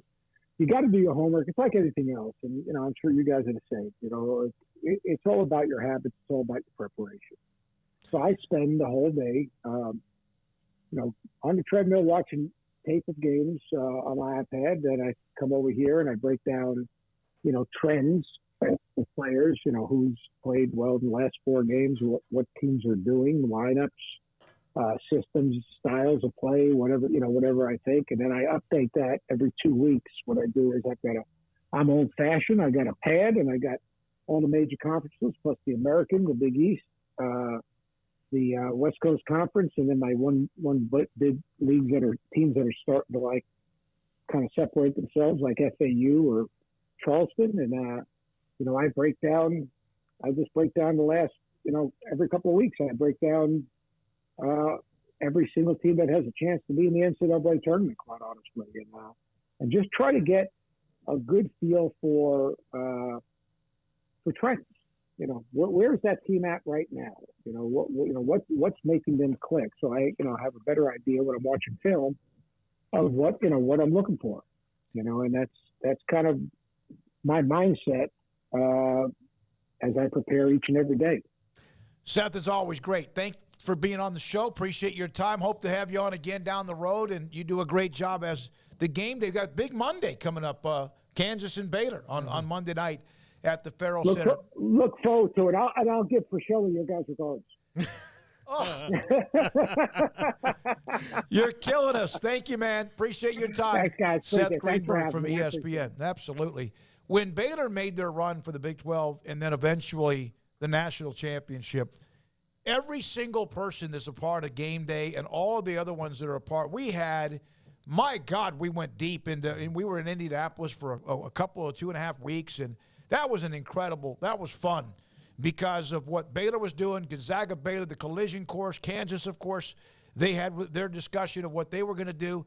That was incredible, and that was the run last year, and then Kansas had their run, of course, in 2022, 21-22. I do wonder if Gonzaga, Baylor, we may have it again, but it will be the last of that for a while where you have 2 teams on that collision course that was built up over time because of what we just talked about with Seth, how everything has changed, and even though you can be a good team coming off a great season, enough will be off your team and you can't hoard the prospects anymore. All the guys aren't going to the same schools that you can't lost to them last year, like the Michigan Duke used to be, where they were on the collision course all the time. Duke UNLV on that. It just maybe won't happen like that for a while. Something really kind of special is going to have to turn for 2 teams for it to be, we better get this in the final game or we're all going to be disappointed. I think that that can apply to football as well. We probably there for a little while where Alabama, LSU are on a collision course, or now it's Alabama, Georgia, or whatever. But there is some room for that to be open ended, and for a TCU to get in there now. I think not only the expanded playoff, and then that will even become more so, just these surprise teams, but the transfer portal and all of that. The fact that you can flip things over so quickly, and you really change up, your entire program with a couple of additions, so much easier than you ever could before. So, I think it makes for a lot stiffer competition across the leagues and across the sport. And when was the time before that in college basketball where a matchup was so blatantly obvious? I really don't know. Maybe I know there's Duke always and been UNLV many years ago, and I'm sure there's been a few others. But you have your Dukes, your North Carolinas, your KUs, your whoever's. But that was really unique that year. Obviously, there's the bubble as well. But, prior to all of that, it was, Gonzaga, Baylor were supposed to match up. And by the end, they did. And, the whole canceling of the game also added gasoline on that because they were supposed to play and they didn't. So now it's the only way for them to play. And that was a cool year, a frustrating and hard year for a lot of people, but an awesome year. And to see that showdown, the only thing that was disappointing was just that Gonzaga wasn't all that competitive. And the thought was not only would those two eventually meet, but that Gonzaga would be the team to win that game. And they met. And when they did square off, it was the complete opposite of what most anybody expected. They beat the living hell out of Gonzaga. I was there. I was fortunate. And it was awe-inspiring what they did after such a build-up because, as you mentioned, Craig, that game had been canceled. We were at a high school football playoff game up in wherever, Italy. In Italy, remember? And that game was canceled that morning. I would like to do and find out and compile some sort of video history of things that motivated a team to beat a team that were either not entirely true, not true at all, or perceived to be different than they were, because Baylor got really steamed at Gonzaga for apparently buying champagne before. Allegedly. And, you know, the coaches on the Baylor staff weren't dumb enough to be like, no, guys, that's not true at all. Like, to let that rumor grow. Look, I know one of Baylor's worst losses at Kansas happened because it was an anniversary night for something, and Kansas played this long video, and after the teams had been introduced, they were playing this kind of longer hype video, and Scott Drew pulled Baylor off the floor for a second to just say, hey, guys, you know, I know it's Allen Fieldhouse. It's nerve-wracking. Don't worry about all this stuff, because they're just watching. It's Wilt Chamberlain, and it's, you know, all these different things, and he just didn't want a young Baylor team that was talented to be intimidated by the moment where they were, because most of them, that was their first time there. Just had a quick little thing. Bill Self saw him take the team off the floor, turns to his team and goes, you see they're disrespecting the history of basketball at this place, the sport that they're playing that was invented here. They're disrespecting you. And it got in the team Kansas's head, like, how dare you do that? And after the game, Bill Self in the press conference, like, yeah, I mentioned it to him. It kind of took on a life of its own after that. And, you know, it wasn't any disrespect. It was just, it was loud, and he needed to tell him something. Yeah. Got an entry for your list. Kirby Smart somehow convincing a bunch of five-star top 10 draft picks that they were the underdogs against TCU and that nobody thought that they had a chance after, you know, winning the title the year prior and being the overwhelming favorites to win it again. That was a heck of a job by Kirby Smart. Jalen Carter, listen, you're going to be the third pick in the draft. You've won a national title. Everyone in the country is afraid of you, but you know what they're saying about you? You're garbage. You're not going to win a game. It has become almost too common for those who have been really good or those who are among those favored to win something, no matter the sport or individual, when you hear we were being disrespected. They were pissed. That the way Georgia played against TCU reminded me the way Baylor played against Gonzaga. I mean, it was over from the tip or the kick, even with TCU cutting that lead at one point to 10-7. All right, Mickey Spagnola just around the corner on the Cowboys and 49ers. Also, Craig's off the radar. Paul's top five. Scott Drew will join us at about 5:30 today. And yes, the Kendall Briles move, I think you mentioned at the stop, but that is official now. Okay. The only thing is that I don't know that TCU sent out a graphic, and I don't know that they will because I don't know that they want to deal with all of the responses. But I did see somebody say, send the graphic, you cowards, you know, but apparently they've sent out the press release. So that is official, and I don't know, I'll go look outside, see if hell's frozen over, but it's still crazy to me, you know. That's where we've arrived, but that's like I said the other day, that's college athletics. You stick around long enough, eventually there's going to be some crossover that you never thought you'd see, or some alliances that you never thought you'd see, and so enough time passed that, Kendall Briles is at TCU, and that's pretty wild. Before this show, we did an interview with Brian Estridge, who's on Frogs Today, and he was asking us questions, and we gave him all we had as far as our history, the story, how it is here, how it's perceived, vice versa, the hypocrisy and all the other things. And Brian admitted that he was influenced in his decision in some ways back in the day by the fact he had that relationship with Gary Patterson. And it's a pretty good segment, and that's going to be up. That'll be posted at some point. When we come back, a couple of other nuggets when it comes to college football. What else is going on? Who else is transferred? Are there any other coaching changes or additions and subtractions? And if we have a chance, if we can, just a note or two about Matt Rhule in Waco, along with everybody who's in the state of Texas right now, because it's that time to go see the players who might be a part of the class of 2024. This is 365 Sports.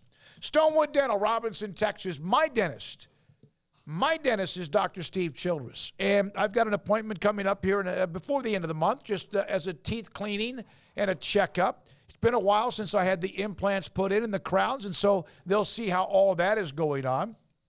And I remember I used to dread, oh, my God, there's a dentist appointment, because I knew something would be found. And it's still going to be a battle. It always is, especially where I am and what I let go too much of when it comes to getting to a dentist for teeth cleaning and just taking care of things that led to pain. Dr. Steve Childress is elite at what he does. He will sit down every time I'm there, and he will go over my history and also my future. He has pounded that in my head about work that I still need to be done. Dr. Childress and Stonewood Dental in Robinson, Texas. The 4 o'clock hour is sponsored by Boozer's Jewelers, the wedding ring store, specializing in custom jewelry and repair, all in-house. I hate my job, but I don't mind getting up in the morning. I dread each day, but I can't wait to get out of bed. You ask me why, and what I'll say to you is true. Well, you can get breakfast tacos at Rudy's Barbecue. Scrambled eggs and brisket, they ain't fooling around. Salsa drap, son, they're the best in town. Barbecue for breakfast, yes, it's true. Put a smile on your morning at Rudy's Barbecue. Next in line. Don Humidor, your home with a 48-foot walk-in humidor with the elite cigar brands from around the world, including the #1 cigar of the year, Aging Room Cuatro Nicaragua. Plus, they have the great brands like Macanudo and Artur Fuente, Rocky Patel, Aston, and so much more. CBD, great for sore muscles, aches and pains, sleep, Vita Dreams, and anxiety, mild depression, general health and wellness. Their staff very knowledgeable on the subject. If anyone is curious about CBD, ask Carol and Ashley. Don Humidor in the Townwest Shopping Center off Valley Mills in Waco. There are 26 letters in the alphabet, over 600,000 words in the dictionary, and just 3 of them said together can change everything. Let's order pizza. Those 3 words lead to dough made from scratch and 3 fresh signature cheeses that blanket golden crust in a heavenly melt on Marco's Pizza that'll blow your mind. So visit Marcos.com to order and stop by Marco's Pizza in Belmead, China Spring, Woodway, and in Robinson. Marco's. Pizza lovers get it.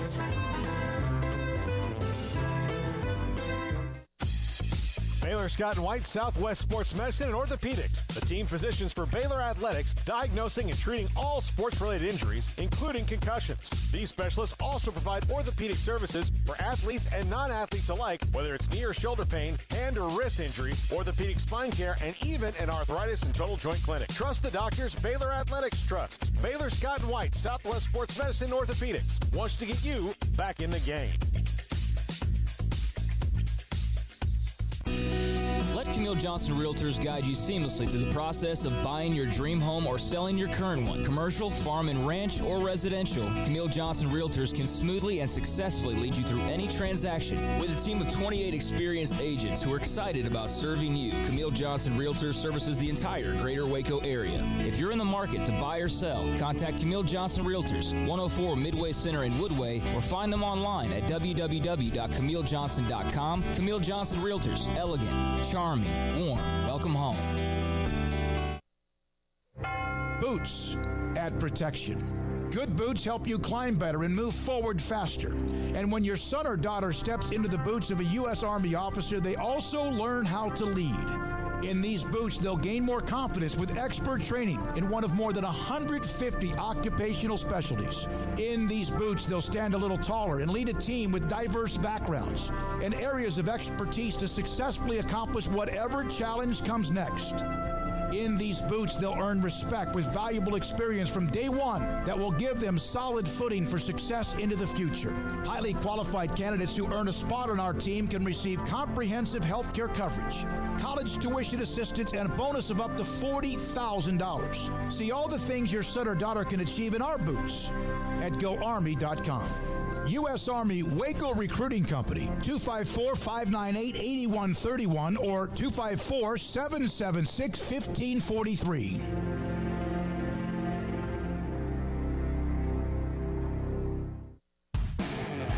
Welcome back to 365 Sports, powered by Sikkim365.com. It's time for our weekly segment with Max Olson of The Athletic, brought to you by Pioneer Steel and Pipe, where customer service is their main focus, and best in metal, steel, and pipe for large or small projects, with 2 locations in Waco and Bryan. Family owned and operated since 1943.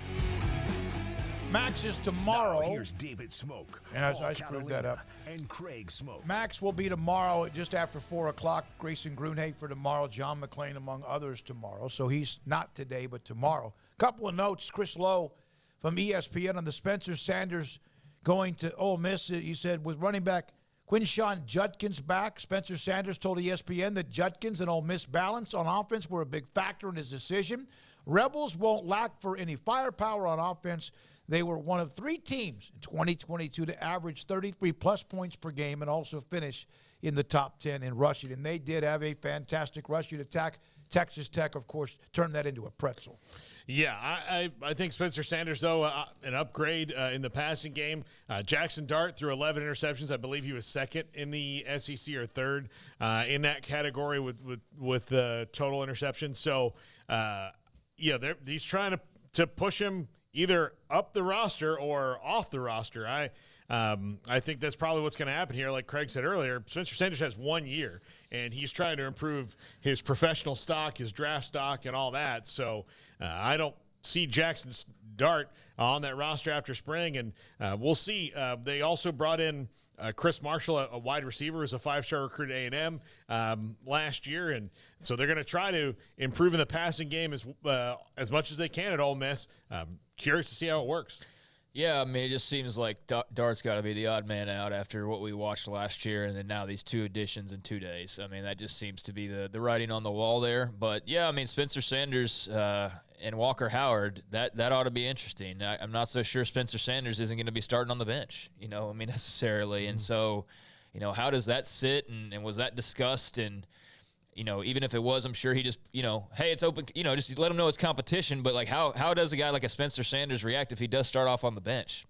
His 5th year. I don't think very well. I don't care what he knows going in. Yeah, it's kind of puzzling. But, there's also some scuttlebutt. And I don't try to get, like, too into the weeds or the webs on, social media stuff, because there could just be, like, a disgruntled fan who's throwing stuff at the wall because they're disgruntled, or, it's message board. Like, I love all that stuff, but I'm just careful about what I repeat. I do know, though, that there was some talk about Spencer Sanders and his transcript and his grades, and I don't know that to be exactly true or not. I'm sure there's a breakdown that's got, like, sufficient evidence and all of that of why that's actually a talking point, but, maybe that played into it. I don't know. Like, I still there's got to be something to it, because how he wasn't more in command when everybody's so desperate for a quarterback. And he's a 1-year guy, so like, hey, you don't have him, like, taking up a spot on your roster for 2 or 3 years. Like, he's a guy you can maneuver around in and out and not really affect your quarterback room all that much. It's just kind of strange that, yeah, he ended up at a spot that if you just said, like, oh, he's going to Ole Miss, okay, but then don't add the Walker Howard part into it as well. Like, that's where it's kind of confusing to me. So, yeah, that'll be a fun little battle in spring, and maybe even into the fall, but I'm still sort of puzzled by it all. Yeah, you would think that with 1 year left, that you would want to make sure you land in a place where there's a parachute, that you're going to be the guy, and he still might be. I mean, Walker Howard is a highly rated player coming out of high school. Garrett, how much did he play much for LSU at all this past season? He got some reps, but most of the time it was Nussmeier who would come in after Daniels. So we'll see. Remains to be seen. Yeah, also, Daniels and then Nussmeier coming right after that. Mike Bray has been at Notre Dame. This is his 23rd season as their men's basketball coach. Just had the story pop that he's going to retire at the end of the year. 23 years at Notre Dame, and he'll finish out the season, and then he's out, and Notre Dame will be looking for a new men's basketball coach. It'd be interesting to see who gets that job. It's pretty good school to work at for the athletic department. When I think of Notre Dame basketball, who do you think of? Digger Phelps. Digger Phelps, yeah. But Austin Carr. Yeah, I think, though, that if you're going to work somewhere where the athletic director cares a lot, and he's also one of the most powerful men in college sports, and Jack Swarbrick, then I want to go work at Notre Dame for sure. I mean, that's in almost any sport, because they super care about it all the time. So Mike Bray's been there a long time. Yeah, I mean, it's up there in the top tier of all-time, program or athletic departments and all that. I mean, yeah, I don't have to sell Notre Dame. I mean, yeah, like their basketball team's been plenty good at times, and sure, yeah, that'll be a highly coveted job for somebody out there, to be sure. When Brad Underwood was at Stephen F. Austin and he turned that into a really damn dangerous team to play, they were beating Notre Dame and lost at a tip-in at the buzzer, I believe, to Notre Dame. So they've had some pretty good runs. Obviously, Digger Phelps had one. Austin Carr, Notre Dame beat UCLA back in the day, like in 74, to snap an 88-game winning streak. But they really haven't been that, Notre Dame. I haven't seen that lately, but Mike Bray's had a good run with the Fighting Irish at Notre Dame. It ends at the end of this year. When we come back, Mickey Spagnola, Cowboys and 49ers, bringing back some great memories of unbelievable playoff games.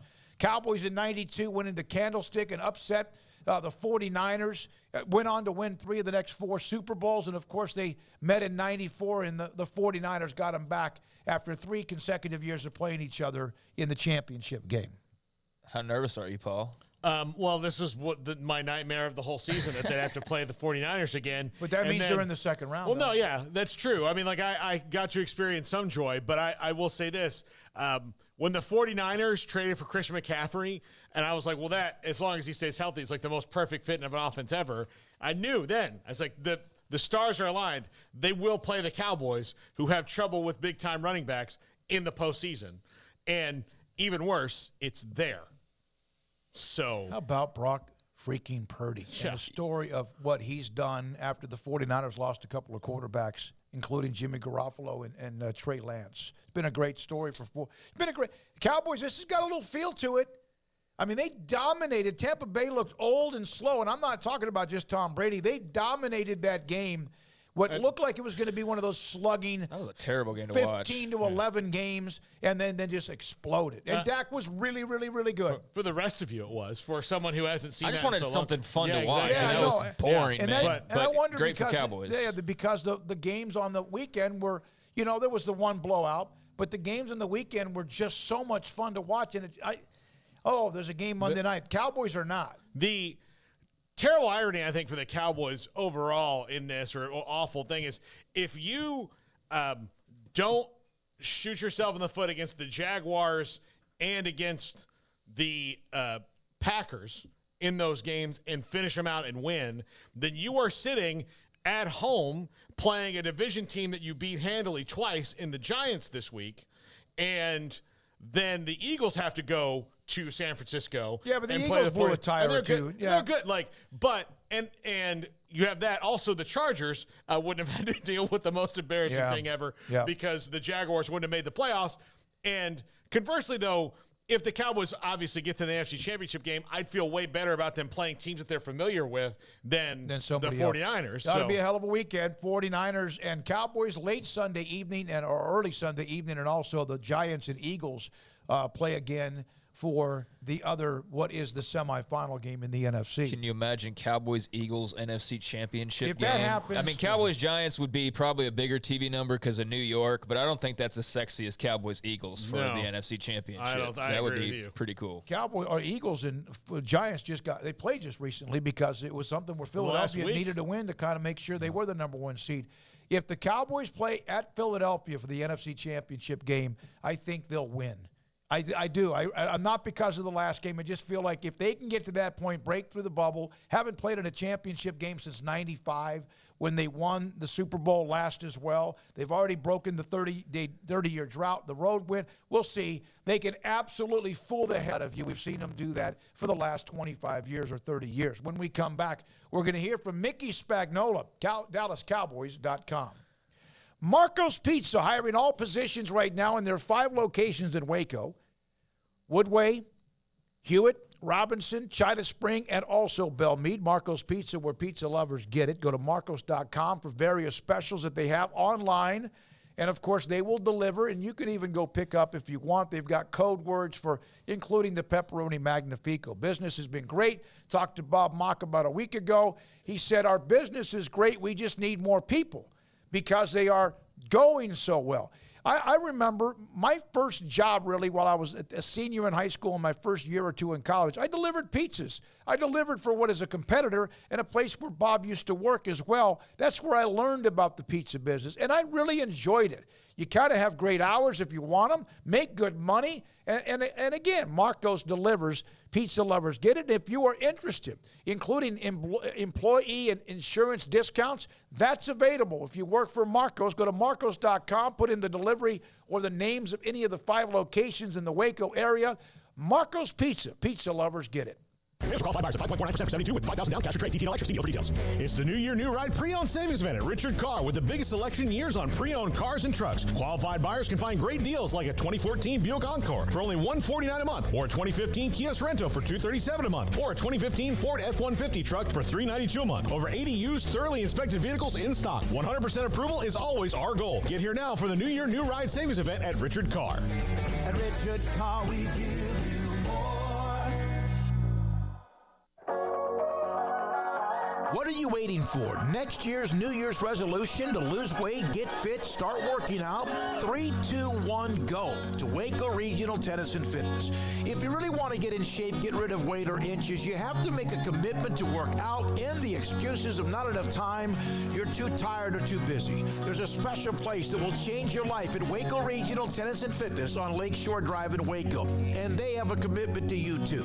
With personal trainers Christy London, Randall Corley, and Alex Bosch. State-of-the-art Cybex equipment, new weights and spin bikes, clean and spacious locker rooms, each with a whirlpool and sauna, and a staff that will know your name when you walk through the front door. Elite tennis facilities and a great tennis pro in Britt Coleman.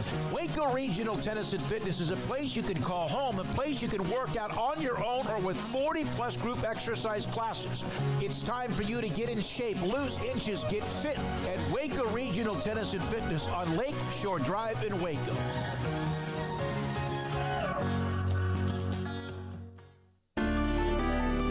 It takes time to reach goals. It's a truth that applies to more than sports. It goes for your financial goals as well. You work hard for your money, and you deserve an investment strategy that lines up with your game plan. And Chuck Verno, your Edward Jones financial advisor, can help. If financial investments aren't putting forth the effort you desire, stop by today for a financial review. Chuck Verno, 720 North 64th Street in Waco, 254-732-1161. Edward Jones, member SIPC. Howdy, Chet Garner here, professional guide, searching for bears in the wild. But not just any bears, oh no, a particular kind. With hundreds of thousands roaming freely in the wild, yet still hard to spot unless you know the signs. There they are, Baylor bears.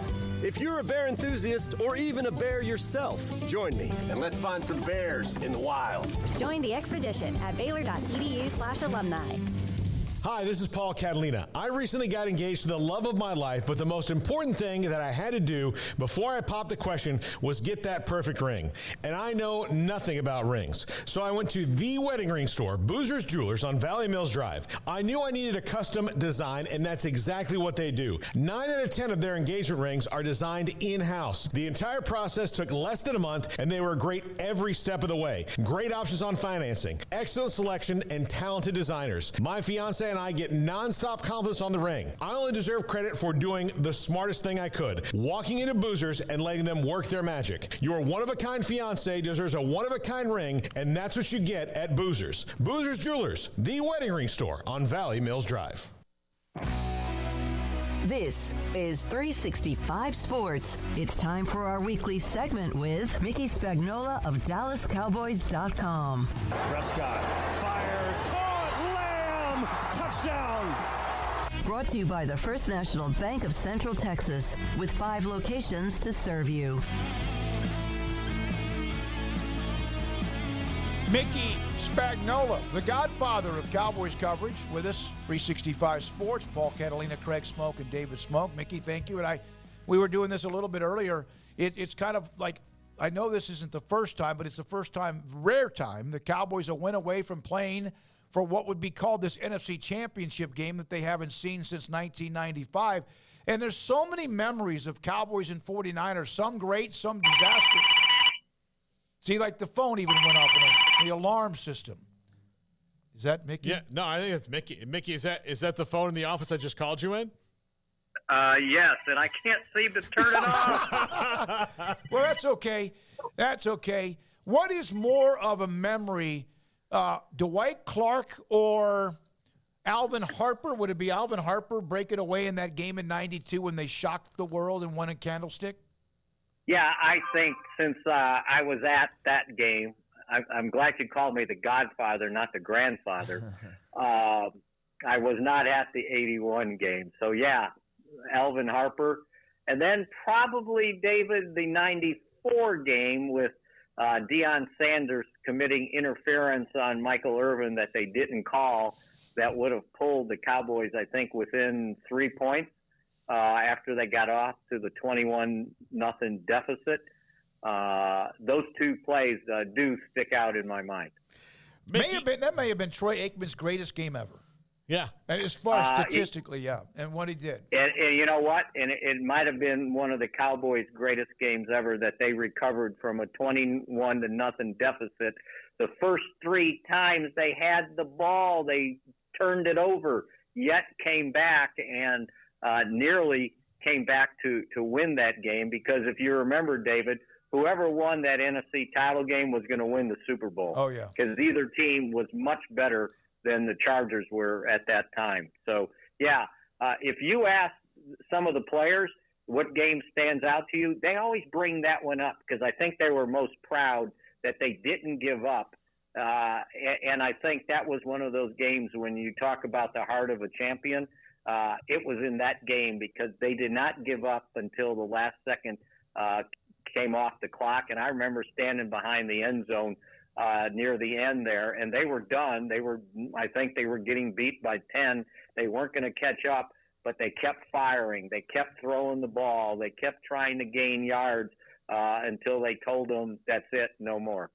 Mickey, we had Barry Switzer on the show a couple years ago, and he described that game. The only thing I think he didn't have exactly right was the exact time on the clock, but he had what happened on down and distance in his head. Like it still keeps him up at night.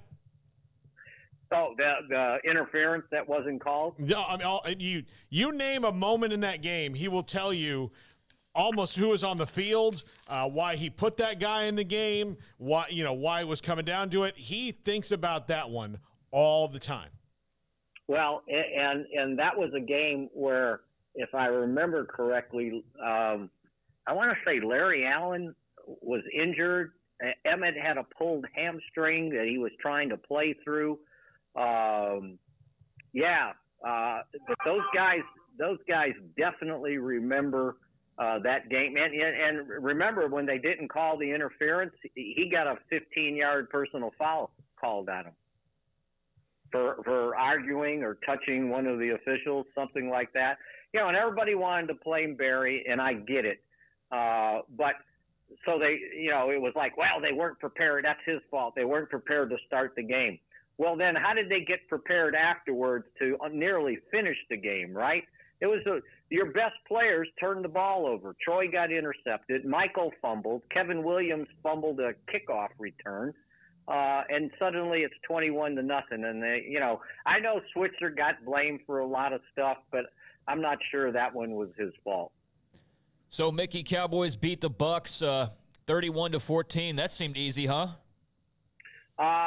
It seemed easy. As a matter of fact, it wasn't as close as that score sounds because they just put a whooping on them, and they didn't score that last touchdown until the Cowboys pulled back their defense and said, okay, you can do what you want, but you're not scoring it on a big play and start creeping closer like they did. What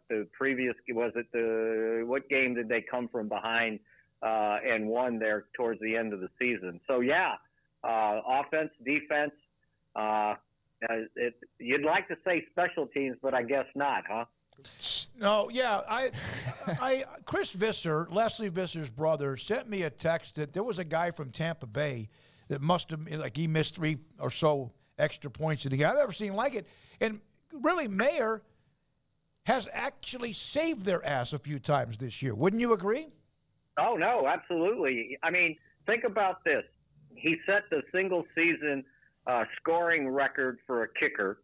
And if you really look at everything, so they,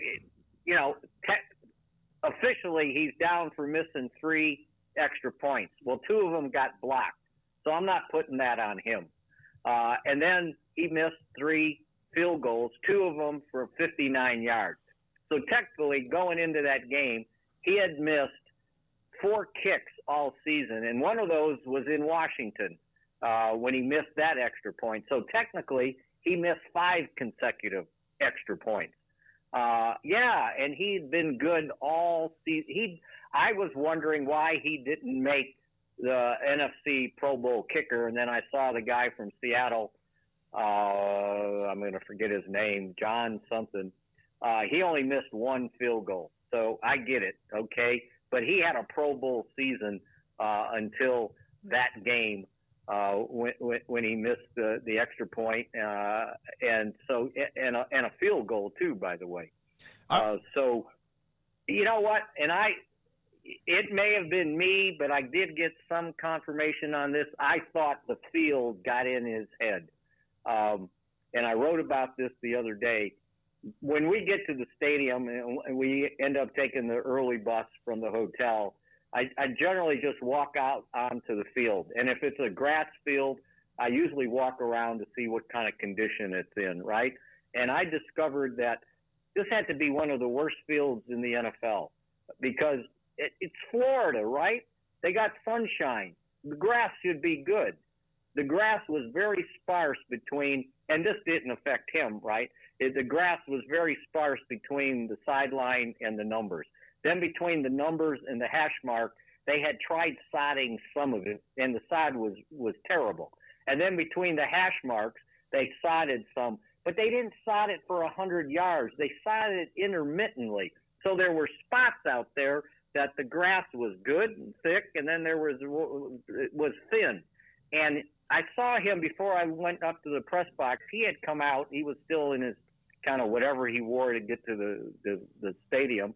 And he was out looking at the field, and he was tapping down all over the place with his right foot, checking the firmness, checking the grass. And I said to myself, you guys, I said, boy, I hope he doesn't get this field in his head like this is a BS field, and I got to be very careful. Now, I had somebody said there was a little bit of that in it. And then after you miss 1 or you miss 2, now it's in your head for sure, right? And then Brian Anger yesterday told us that 2 years ago, the NFLPA set out a notice with the top 5 worst grass fields in the league, and Tampa Bay, Raymond James Stadium, was one of the top 5. So this has been a consistent thing. So I'm not trying to give him an excuse, but gosh, you just can't be that bad, right? And then I don't know if you guys heard this, but before the game, they give each team 3 balls. Those are the K balls, right? They're used for kicking. Mm-hmm. And they get about, I don't know, Anger said about an hour to work on the balls because they're brand new. So you're trying to rub them down to get the slickness off of them. Well, he said the first ball you rub down, you probably do it for about 30, 45 minutes. Then you work on the second ball, and you don't have time to work on the third ball. Well, his first 2 misses were so bad, they missed the net, and they lost the balls because they were kicked into the stands, and they were souvenirs. So now they're worrying about how slick the other ball was, and what do we do if that one we lose? Can we borrow one from the other team, right? So there was a lot of stuff going on, and I guess the good news is today, even though they signed Tristan Vizcaino to the practice squad, I'm told that when he went out and they kicked field goals in practice, he was 6 for 6. So that may be somewhat of a relief for the coaching staff going forward, providing he can do that again on Friday. It's Maher. I said, Mayor, I'm so confused with some of these M-A-H-A, well, all of them, but it's Craig pointed that out. Well, it's you Maher. might have thought he was the singer, right, John Mayer? Didn't he kicked to Nebraska? Yeah, Red So you should know. Yeah, You should I mean, know. I don't know why. Know that. I don't Come know. on. I'm sorry. I apologize to Brett. Mickey, Of all the teams that the Cowboys could be playing this week, this is the one matchup that I think fans were sweating because of the way that the game went last year in the postseason, the way that San Francisco's been red hot. It doesn't matter who plays quarterback for them, Brock Purdy, and it's not like he's just been bus driving either. He's played really well. McCaffrey, Deebo Samuel, George Kittle, the number one defense in the league. How does this game have to go for the Cowboys to turn it in their favor? Well, let's start here. To a man, and I think the last guy I talked to today in the locker room was Zach Martin. He said the guys are excited to play this team. They wanted to have an opportunity to rectify what took place last year. So let's start there. I think their mental approach to this game is a good one. One of the guys, somebody asked him about an underdog, and he can go, we ain't no underdog. Somebody asked Dak about, well, that game against Tampa Bay, you got the monkey off your back. And he goes, I didn't have no monkey on my back. That's what you guys said. You know, we were confident going into that game. And they all talk like, okay, this is the game we wanted to test ourselves on. So right from that, I think last year they tippy-toed into that game. I think this year they're going in with like, okay, let's play ball. Because if you remember how that game started when the 49ers came out of the locker room at AT&T Stadium. They had the boom box, and they were dancing and singing. And I think the Cowboys were coming in going, well, you know, most of these guys in this team hadn't been in a situation like this. And it was a first-time deal. And I think Mike McCarthy said it was angst. Somebody said they said nervous, but he called it angst. And I think there was a little bit of that. And I think this year they go with a belief. So what do they have to do? I don't know that you can slow down this offense, but you better score too. So to me, this offense better put up high 20s to 30 points a game if they think they're going to win this game. What is, besides some team throws it up 2 or 3 times and coughs it up, whatever, San Francisco's pass rush? Cowboys at one point had a dynamic pass rush, and it showed against Tampa Bay again. Is it who controls the opposite defensive line, whether it's the passing game or running game, that wins this game? Yeah, absolutely agree with you. The Cowboys have 10 more sacks than San Francisco. And I know everybody – and I was looking at it, you know, and Bosa leads the team and the league with 18.5 sacks. Well, they don't have anybody else on the team that has more than 6 sacks. So with the Cowboys, with Micah with 13.5, Armstrong with 6.5, Donovan Wilson with 5, they've come at teams for not just a one-man wrecking crew. They've done it with a bunch of guys. Aviante Collins, their backup offensive lineman, started this deal, and he got a hat, and it says offensive lineman, and then underneath it says lead the way. And I'm thinking that's exactly what's got to take place. Whichever offensive line plays the best, probably that's how this game's going to turn. And the Cowboys' offensive line is back to normal with Biadasz at center. And then after Jason Peters got hurt early in that, or midway through the first half this past Monday, they went back to where they'd been with Tyler Smith at left tackle and Connor McGovern at left guard, Biadasz at center, and Tyron Smith with another start, and he played better than he had played.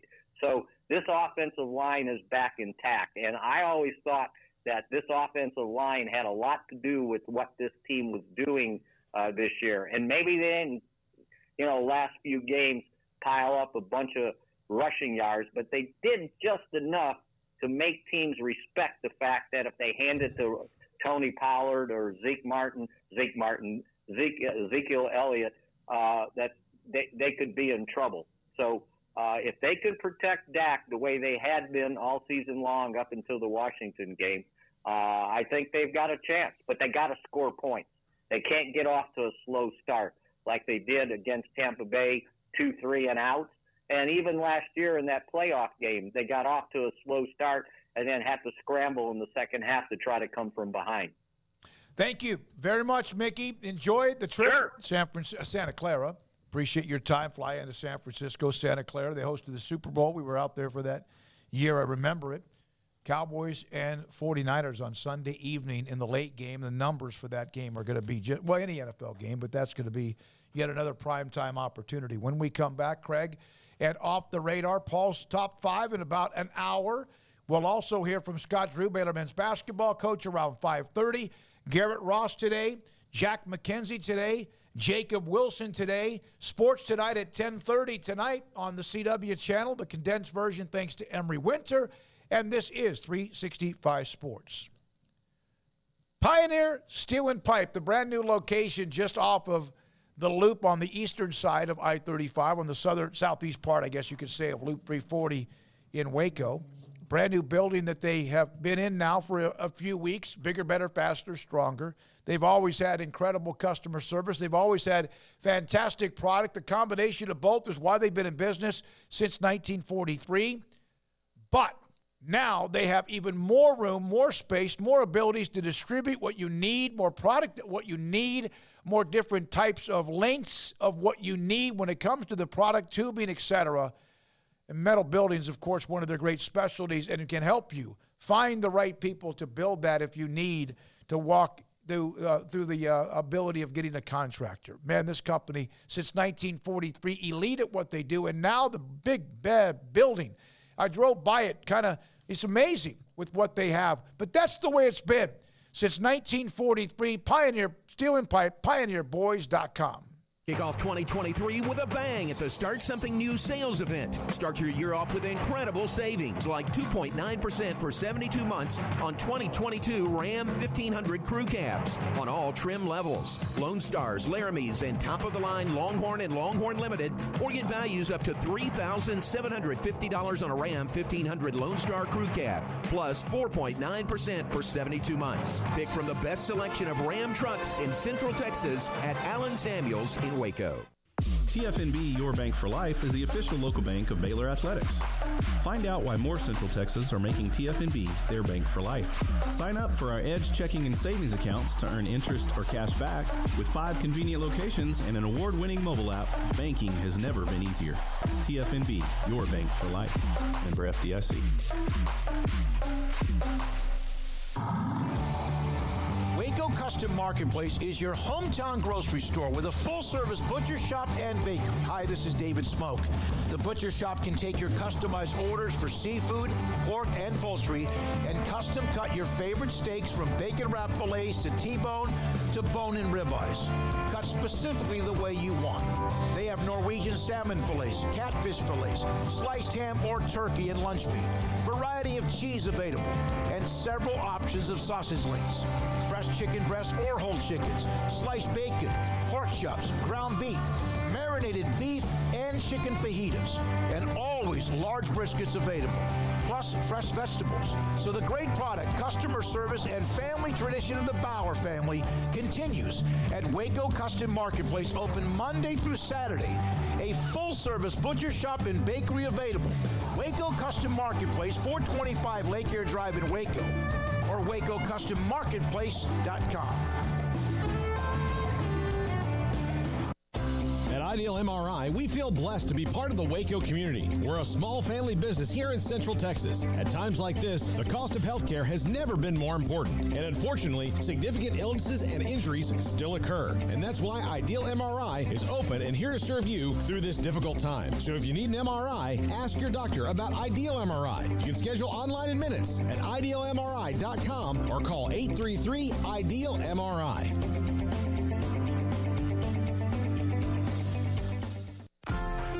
Automatic Chef Canteen is a full-service micro-market vending and office coffee provider with state-of-the-art vending equipment, a wide variety of products, and offering custom-fitted micro-market vending office coffee solutions for your employee break room. You want a full break room solution and a workplace oasis? Well, Automatic Chef Canteen, locally owned and operated for over 50 years in Central Texas, also includes in-house mechanics on call 24/7 for fast, reliable service and maintenance. Automatic Chef Canteen, 6900 Imperial Drive in Waco, or online at automaticchefcanteen.com.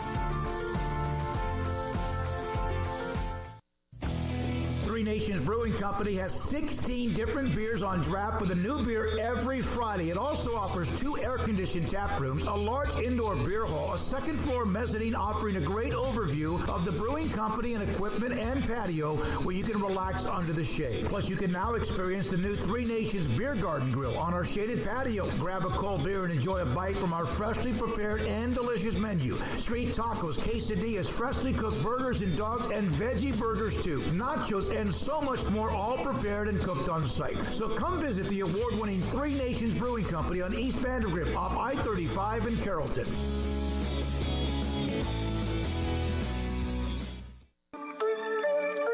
This is 365 Sports, powered by Sikkim365.com. It's time for Craig Smoak's Off the Radar. Brought to you by Pickup Outfitters. Since 1997, we've been outfitting trucks, SUVs, and vans at 220 Lake Air Drive or createacommotion.com. All right, welcome back to 365 Sports. Time for a little Off the Radar. Tuesdays and Thursdays at around this time, 4:45 Central. We will get into just a grab bag of stories that are around the world of sports that otherwise most of the time we probably wouldn't get to.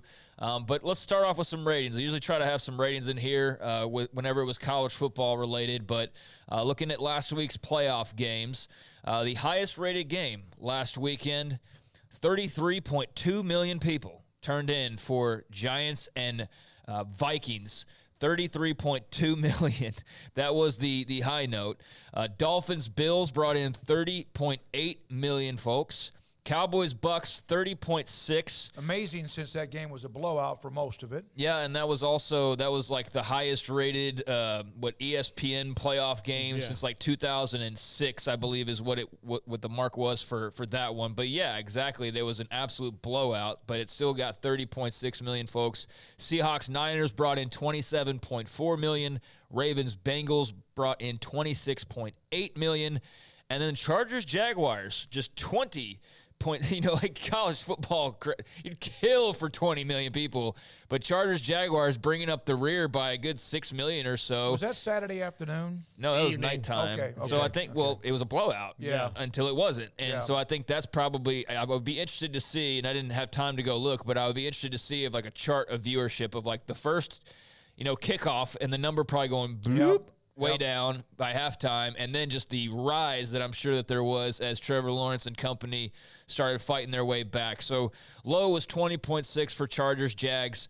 High was 33.2 million for Giants and Vikings, and that's pretty healthy for the NFL, but that's how they made out on Wild Card Weekend. And as we were talking about earlier, I mean, can you imagine as we get into this next wave of what some of those numbers could look like? And certainly when you start thinking about the NFC Championship and what a Cowboys-Eagles championship, or like on the other side too, like who don't want to see Chiefs Bills again if you or Chiefs Bengals and see Burrow Mahomes, and so it'll be fun to see which ones grab the top spots, but pretty healthy numbers for the NFL, and then in some cases numbers are down, and so it's cool to just see those and kind of gauge where the fan interest is. And of course there's also the caveat of just not always knowing exactly how many people are viewing via streaming or what else, or watching at bars and things like that. But there's just a quick ratings update on the NFL.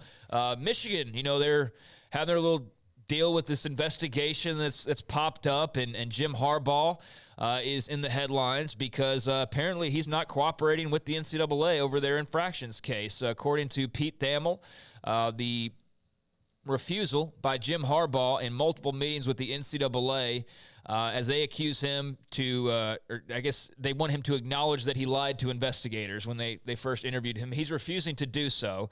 And so basically that's resulting in, him just staying pat where he was. They were trying to expedite this and get to a resolution, but because he's refusing to cooperate with investigators and maintains that he doesn't remember the incident, they're basically at a standstill at this point. Yahoo reported on this as well. If Harbaugh had admitted to wrongdoing, then he would probably have gotten a multiple game suspension because it is a level 1 NCAA violation accusation. There's also various less than a handful of level 2 violations as well, and those aren't as big of a deal.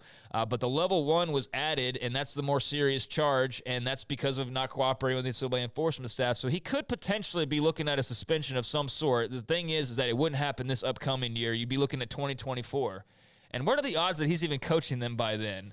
That seems like a great opportunity to just like, all right, I'm done. I'm going back to the NFL now at this point. If they find some way to win the national title next year, I would think that he might just slam the door and go. Oh, yeah. Finally, because then he can say, I've done that. Now I've got to go get this Super Bowl, and I can do what only Jimmy Johnson and Barry Switzer have done and scratch that off his list. Wait a minute.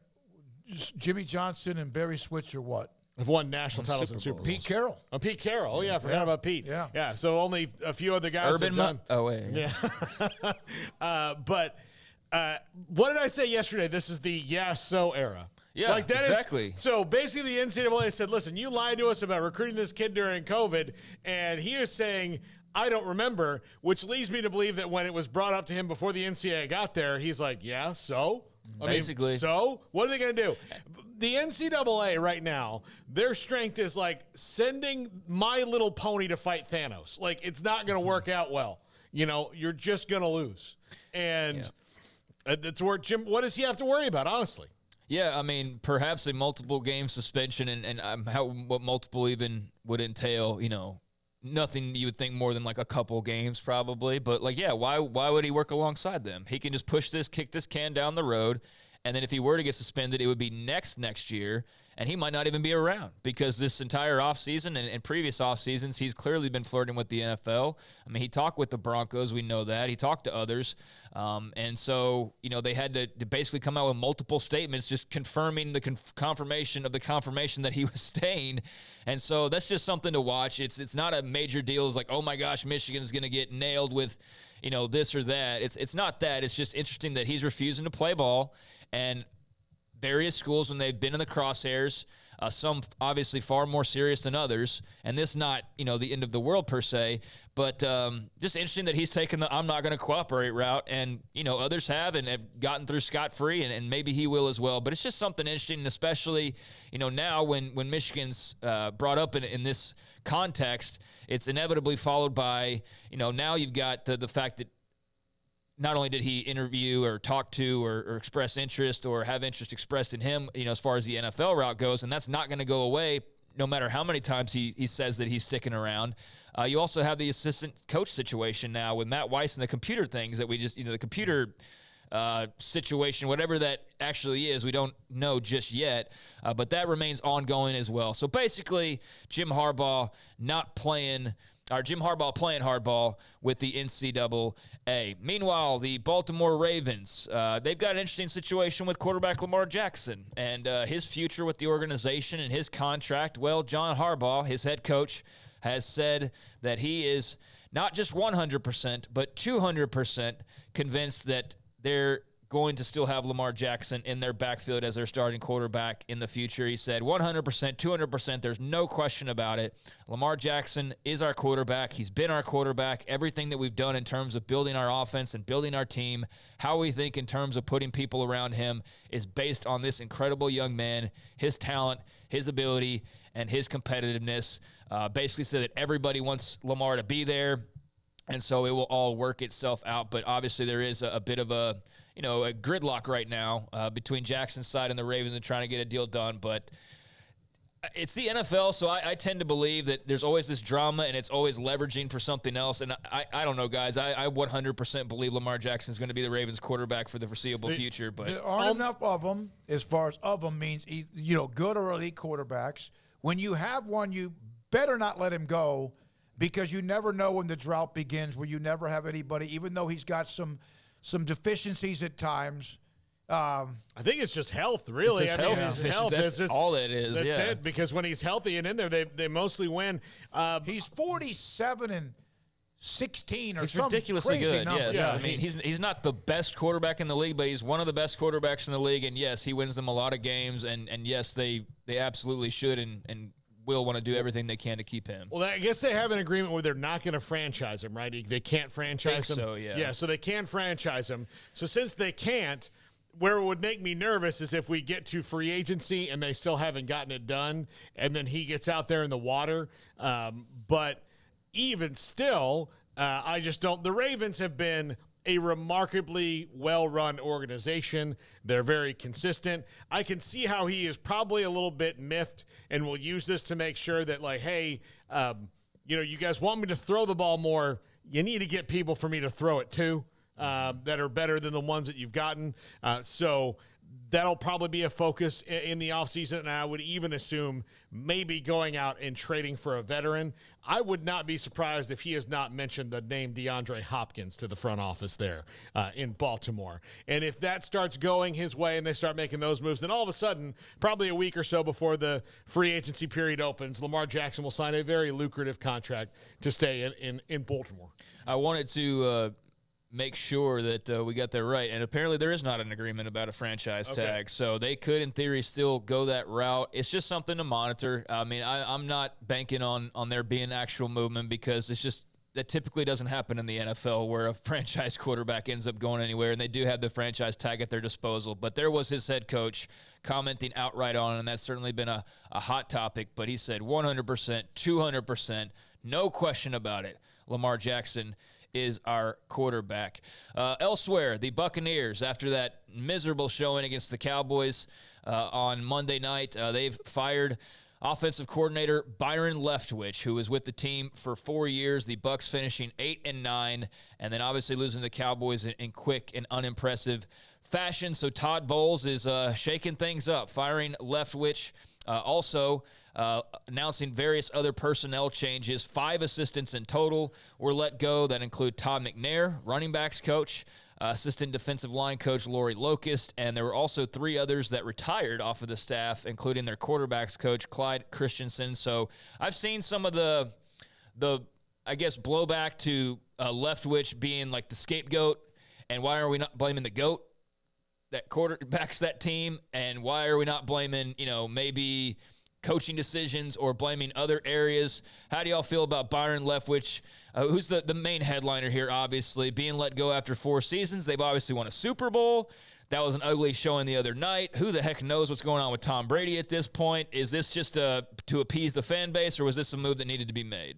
I don't think this is a move that needed to be made. I think Byron Leftwich is an outstanding offensive coordinator. The Ravens actually, Greg Roman just stepped down and resigned there. I think, just going back to the story we just talked about, if I were the Ravens, I would go get Byron Leftwich right now, and that would make Lamar Jackson extremely happy. Go get him. Go get a premier wide receiver to throw out there with him. Draft a young wide receiver in the early rounds for him. He's got 2 really good tight ends in Mark Andrews and Isaiah Likely, and you've got something good there. For Tampa, Todd Bowles is this is what you do to make sure you save your job because things didn't end well. But part of this is on Brady. He's not what he used to be. He's 45, and, it's been a weird year for him. But the biggest problem the Bucs had was their offensive line was patchwork all year. Oh, my gosh. That was not, like, Byron Leftwich didn't go out and rip ACLs, did he? I mean, so how is that his fault? No, probably not. Yes. I don't know. And is there anything there that if Brady is at least talked with them about coming back? I don't think he's coming back. I don't think he would have done. I don't think that's a move he would make. I think he's going to Vegas if he's doing anything, but who knows? Also, Dolphins fired defensive coordinator Josh Boyer after 4 seasons in Miami. He served as their defensive coordinator for the last 3 seasons. They also fired their safeties coach, outside linebackers coach, and assistant linebackers coach. So Mike McDaniel, one of the more entertaining, interesting, polarizing type of coaches in the league. He is making some mass changes over on the defensive side of the ball, and they need to stay healthy as well. That was also one of their issues. But that's kind of where we are in the NFL season, is a lot of these personnel and staff changes starting to be made. And speaking of that, I'll close it out with this. The Patriots are looking for a new offensive coordinator, and according to a report from Eric Edholm, they interviewed Bill O'Brien. So Bill O'Brien getting the interview with the New England Patriots. little reunion going on there up in New England, but he was their play caller. That was over 10 years ago now at this point, but Ian Rappaport also contributing to that. So, yeah, Bill O'Brien, Alabama fans, I'm sure are thrilled, and we'll see if he doesn't end up back in New England, but those are a few things that are off the radar. I want to see that just because I want to see who Nick Saban hires to replace him. I am interested in that. If Bill O'Brien does get shown the door, leaves out the door, whatever the case may be, both, then, yeah, I'm curious what direction Saban will go as well. Let me tell you something. Brady to the Raiders would be ironic because that's where it all began because of the Tuck rule and the playoff game against the Raiders back the year they won their first Super Bowl. Well, and that was where he was going to potentially originally sign last season. Yeah. And him and Gronk were going to go to Vegas, and that didn't end up working out, and he ended up in Tampa Bay, or 2 years ago, I guess. That didn't end up working out. But, yeah, that was the thought initially was he was going to be in Vegas. I do think this, and I don't know the scapegoat. I see that word. I know we brought that up as well. I do know this. Brady was there. He looked awful on Monday night. The Cowboys had a lot to do with that in the offensive line that was shaky. He won a freaking Super Bowl, and that means the time there was worth it. Gary, do you have something there? O'Brien, he coached. He was with Mac Jones was with him too, right? So that would be a reunite. Of no, he's been gone for a while. Okay. Yeah. He's been. No, he was with Alabama. That's what I'm talking about. Yeah. I would think so. Who did you think he was? I was talking about the Patriots. So yeah. Yeah. So, yeah, that could be a bit of a reunion there. Good point. And the chat room has been going nuts on this. If, in fact, that's true that O'Brien gets another job, this is fun here.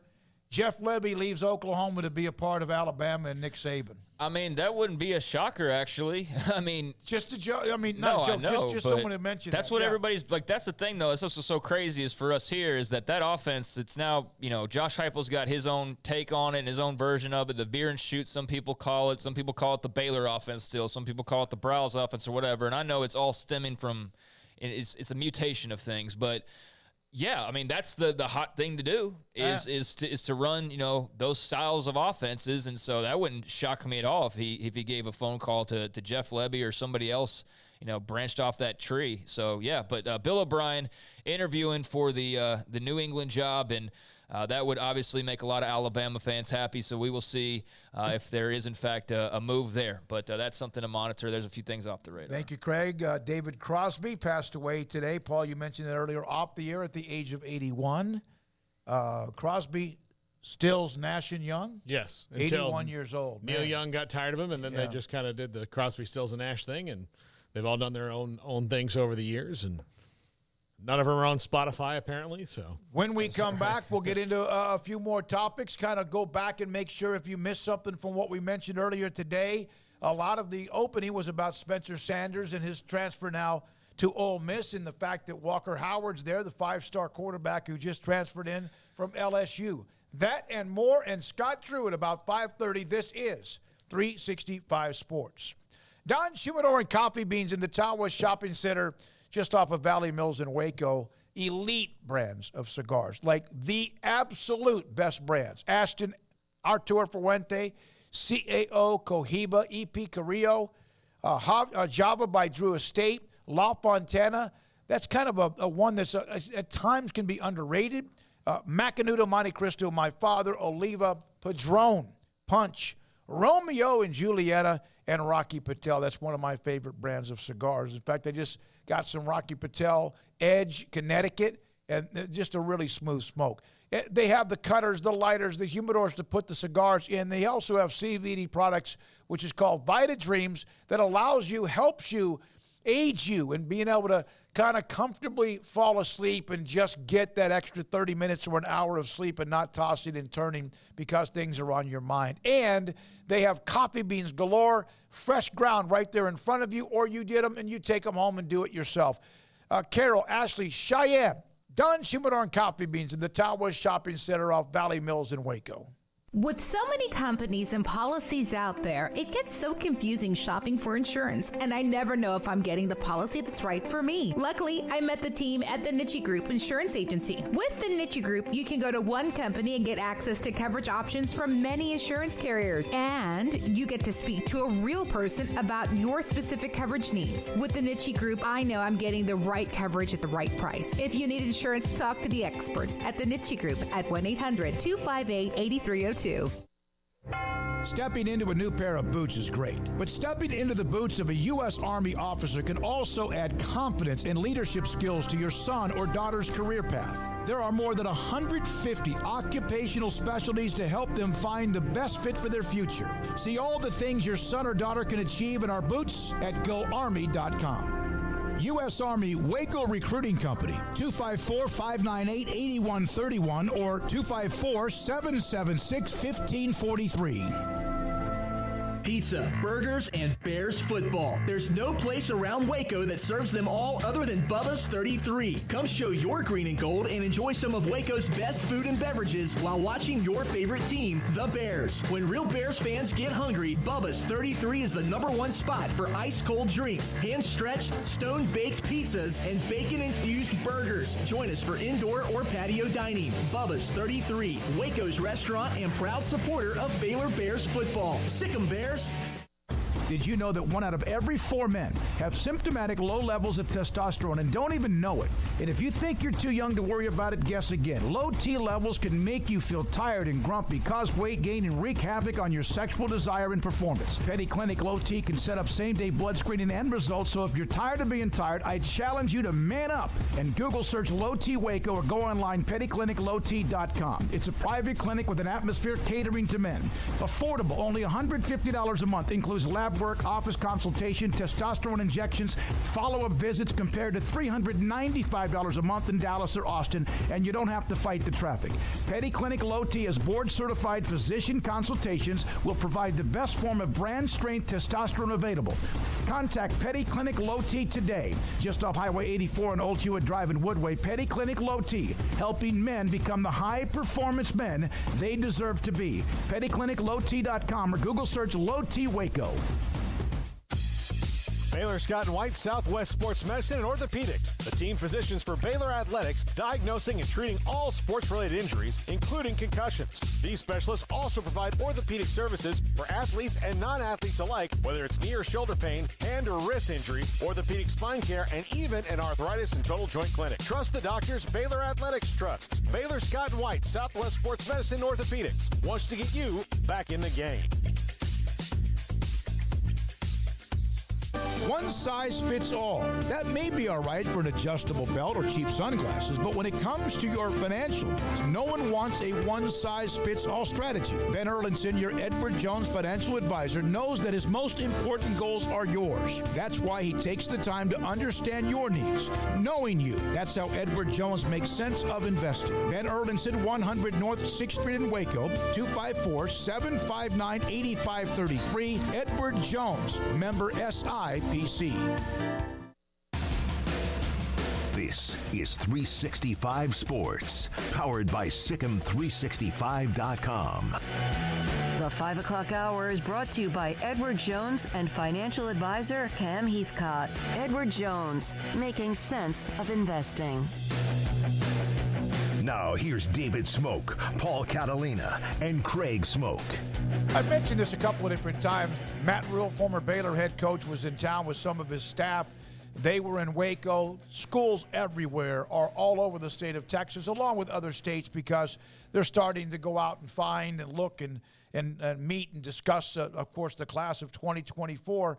So Matt Rhule was in Waco yesterday, and we had a chance to visit with him yesterday evening. Paul came over. Craig was working on an article, so he wasn't able to make it, but it was really cool. Phil Snow, former Baylor and Carolina Panthers defensive coordinator who's worked with Matt Rhule forever, had some great stories as well. It was good to see him. And they were on their way to Houston today and then East Texas tonight or tomorrow. And that's the trek that everybody's making throughout the state of Texas. We bring that up also because this is rather unique. You don't see them win many recruiting wars, and I'm not saying this was a war. Georgia's tight end room was who?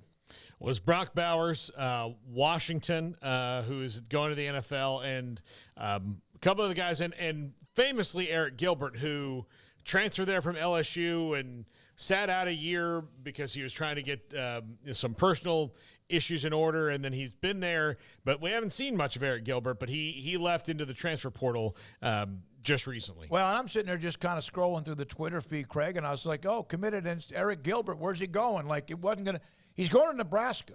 And I know he hasn't done much, has not been very productive, and Garrett, you would know more about that too, but this is still a nice hit. It gives them a little bit of a hit, and they need bodies, and they need talent, and who knows what he might be able to do in Lincoln. Yeah, I mean, who knows? He's obviously a talented player. Like you said, we haven't seen much in the last couple of years from him for various reasons. Georgia obviously pretty loaded at that position as well, but he's a name guy. He's definitely a name that is one that will register on most people's radars that follow recruiting. Obviously a highly coveted guy coming out of high school as a major 5-star, but he's got the measurables, and I'm sure he's still got a lot of the intangibles as well. And yeah, I mean, this is I don't know if it's a diamond in the rough, but I do think it's a diamond that's in need of some polishing, and maybe Matt Rhule and company can do that. But yeah, just in terms of needing a positive jolt of news, then yeah, that's also what he can do with that commitment right there as well. Yeah, I have confidence in this staff to get all that they can out of him. His position coach is Garrett McGuire, I guess. Yep. So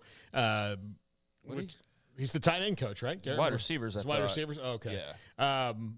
So Eric Gilbert, I think he's got a talent like people haven't seen coming out of high school at that position, because a lot of times it seems like there's kind of 3 grades of tight end that you get, which is awkward, needs to grow into his body, but athletic, but we're going to have to develop him for a while. Blocker who, if we get tired of it, we can just give him, a bunch of sandwiches and make him a guard. Or there's the super freaks, the Brock Bowers and Eric Gilberts of the world.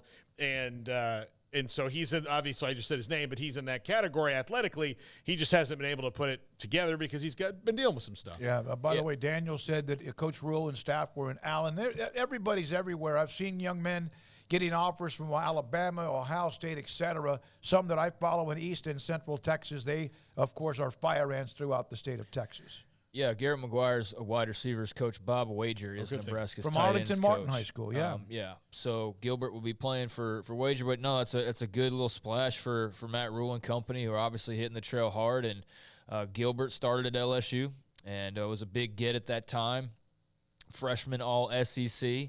And then he went to the transfer portal and went to Florida, or committed to Florida, and then backed off of that and ended up at Georgia. And then at Georgia, he wasn't even around last year, dealing with some stuff. And then, back this year in more of a reserve role. So he's kind of been a little bit of a journeyman, and maybe he's finally found his home in Lincoln. And you love the measurements and all of that. So, we'll see what happens. But that's definitely a spot and a program right now where I think that's the type of guy you're sort of looking for, is that guy who's maybe shown a little bit but still is in a spot now where, a little bit more available than he would have been a couple of years ago. And so go grab him and hope you can get out of him everything that he has. And so, that'll be fun to watch that. We'll give you one Phil Snow story. So he's been around and recently with Carolina, and so when Matt Rhule was fired, other part of the staff, including Phil Snow, he was at Arizona State in the mid-'90s.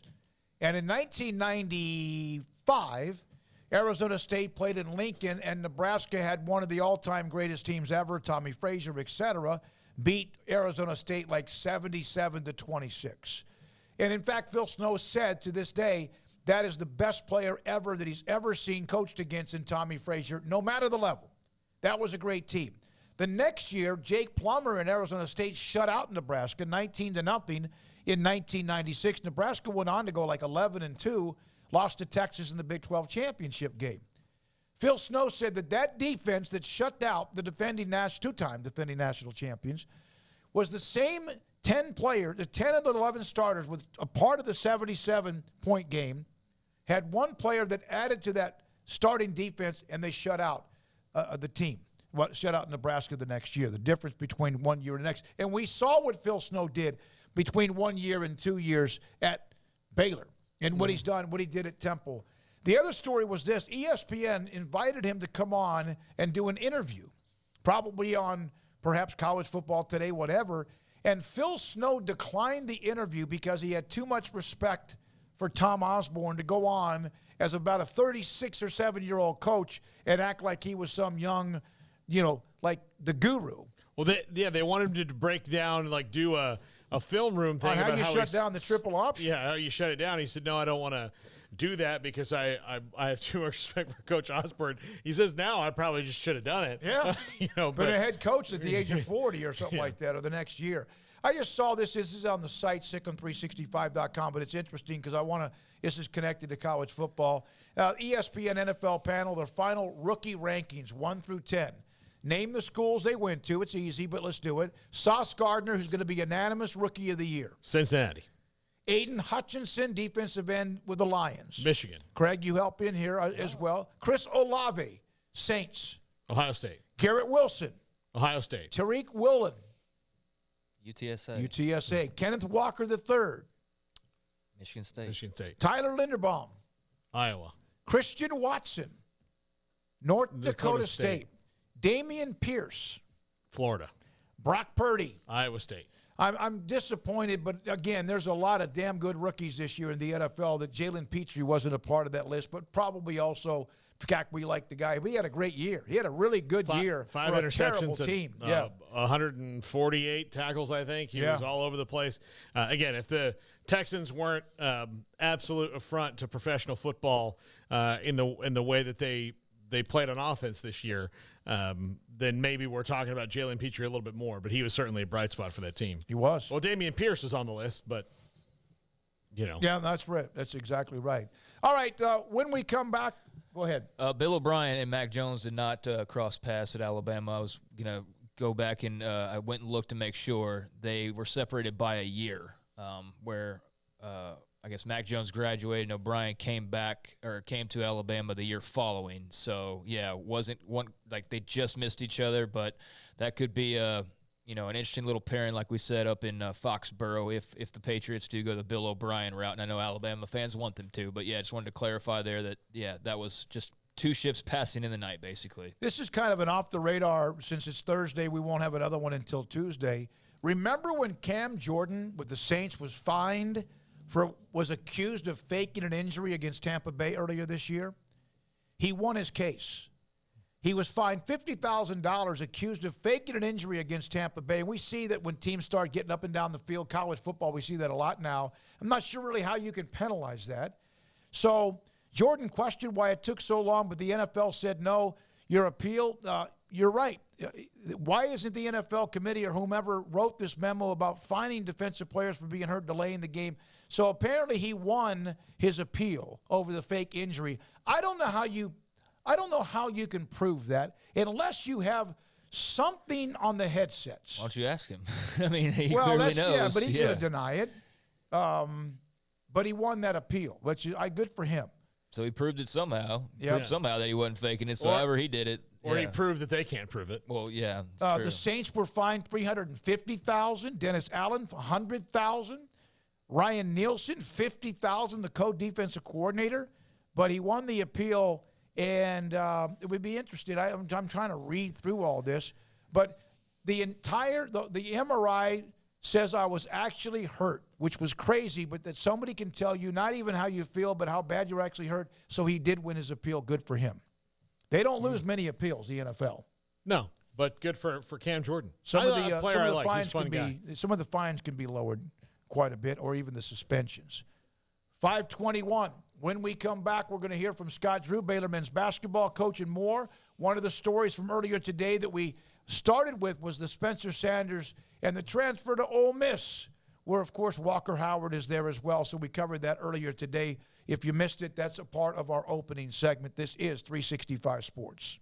Richard Carr is the new 2023 truck or SUV you want in stock today. The versatile GMC Terrain is waiting for you. Qualified buyers get 3.9% financing and a $750 loyalty rebate for eligible GMC owners. Qualified buyers get 2.9% financing on most new 2023 GMC Sierra 1500s in stock, or 3.9% on all 2023 Buick Envision, Encore, and Enclave SUVs in stock. Call now, get here now, or log on to get all the details and to drive home your new GMC or Buick today.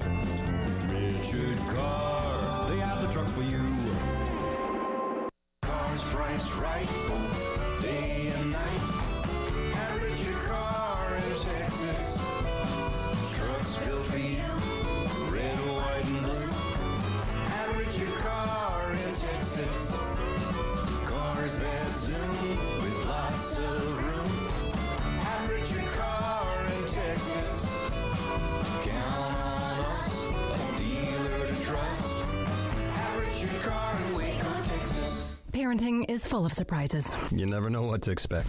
So after our son was born, I called my Texas Farm Bureau insurance agent to set up a life insurance policy in case something happened to me. Sawyer is now 2. And we'll soon have a sister. There's no one else I would trust with protecting my family. Stop by and see our agents at one of our 3 McLennan County locations. Coverage and discounts are subject to qualifications and policy terms and may vary by situation. Do you or your kids get nervous about going to the dentist? Stonewood Dental, Dr. Steve Childress, he can help. I've spent a career taking care of patients who as children had bad experiences, and now they're adults that hate going to the dentist. If I get a kid at 3 years old and they come every 6 months and it's a happy experience, it's normal for them. Now they have an accident at 6 or 7 or 8 at school. Now they have a broken tooth or a trauma, and they have to come here. They're used to lights, they're used to water in their mouth, they're used to experience, they already trust us. It's amazing what we can do with that kid without it being a negative thing. But if I see a 6 or 7 or 8 year old that's never been to the dentist, and now they have a trauma or an unfortunate unexpected toothache, it's harder to do that for that kid and it not be somewhat of a negative experience. So bottom line is I try to teach kids and adults and teenagers and everybody the way I'd want my family treated, which is where it's a necessary part of life. You just take care of it. It doesn't have to be that big a deal. Learn more, stonewood-dental.com. One size fits all. That may be all right for an adjustable belt or cheap sunglasses, but when it comes to your financial needs, no one wants a one-size-fits-all strategy. Cam Heathcott, your Edward Jones financial advisor, knows that his most important goals are yours. That's why we take the time to understand your needs. Knowing you, that's how Edward Jones makes sense of investing. Cam Heathcott in Conroe at 936-756-7717. Edward Jones, member SIPC.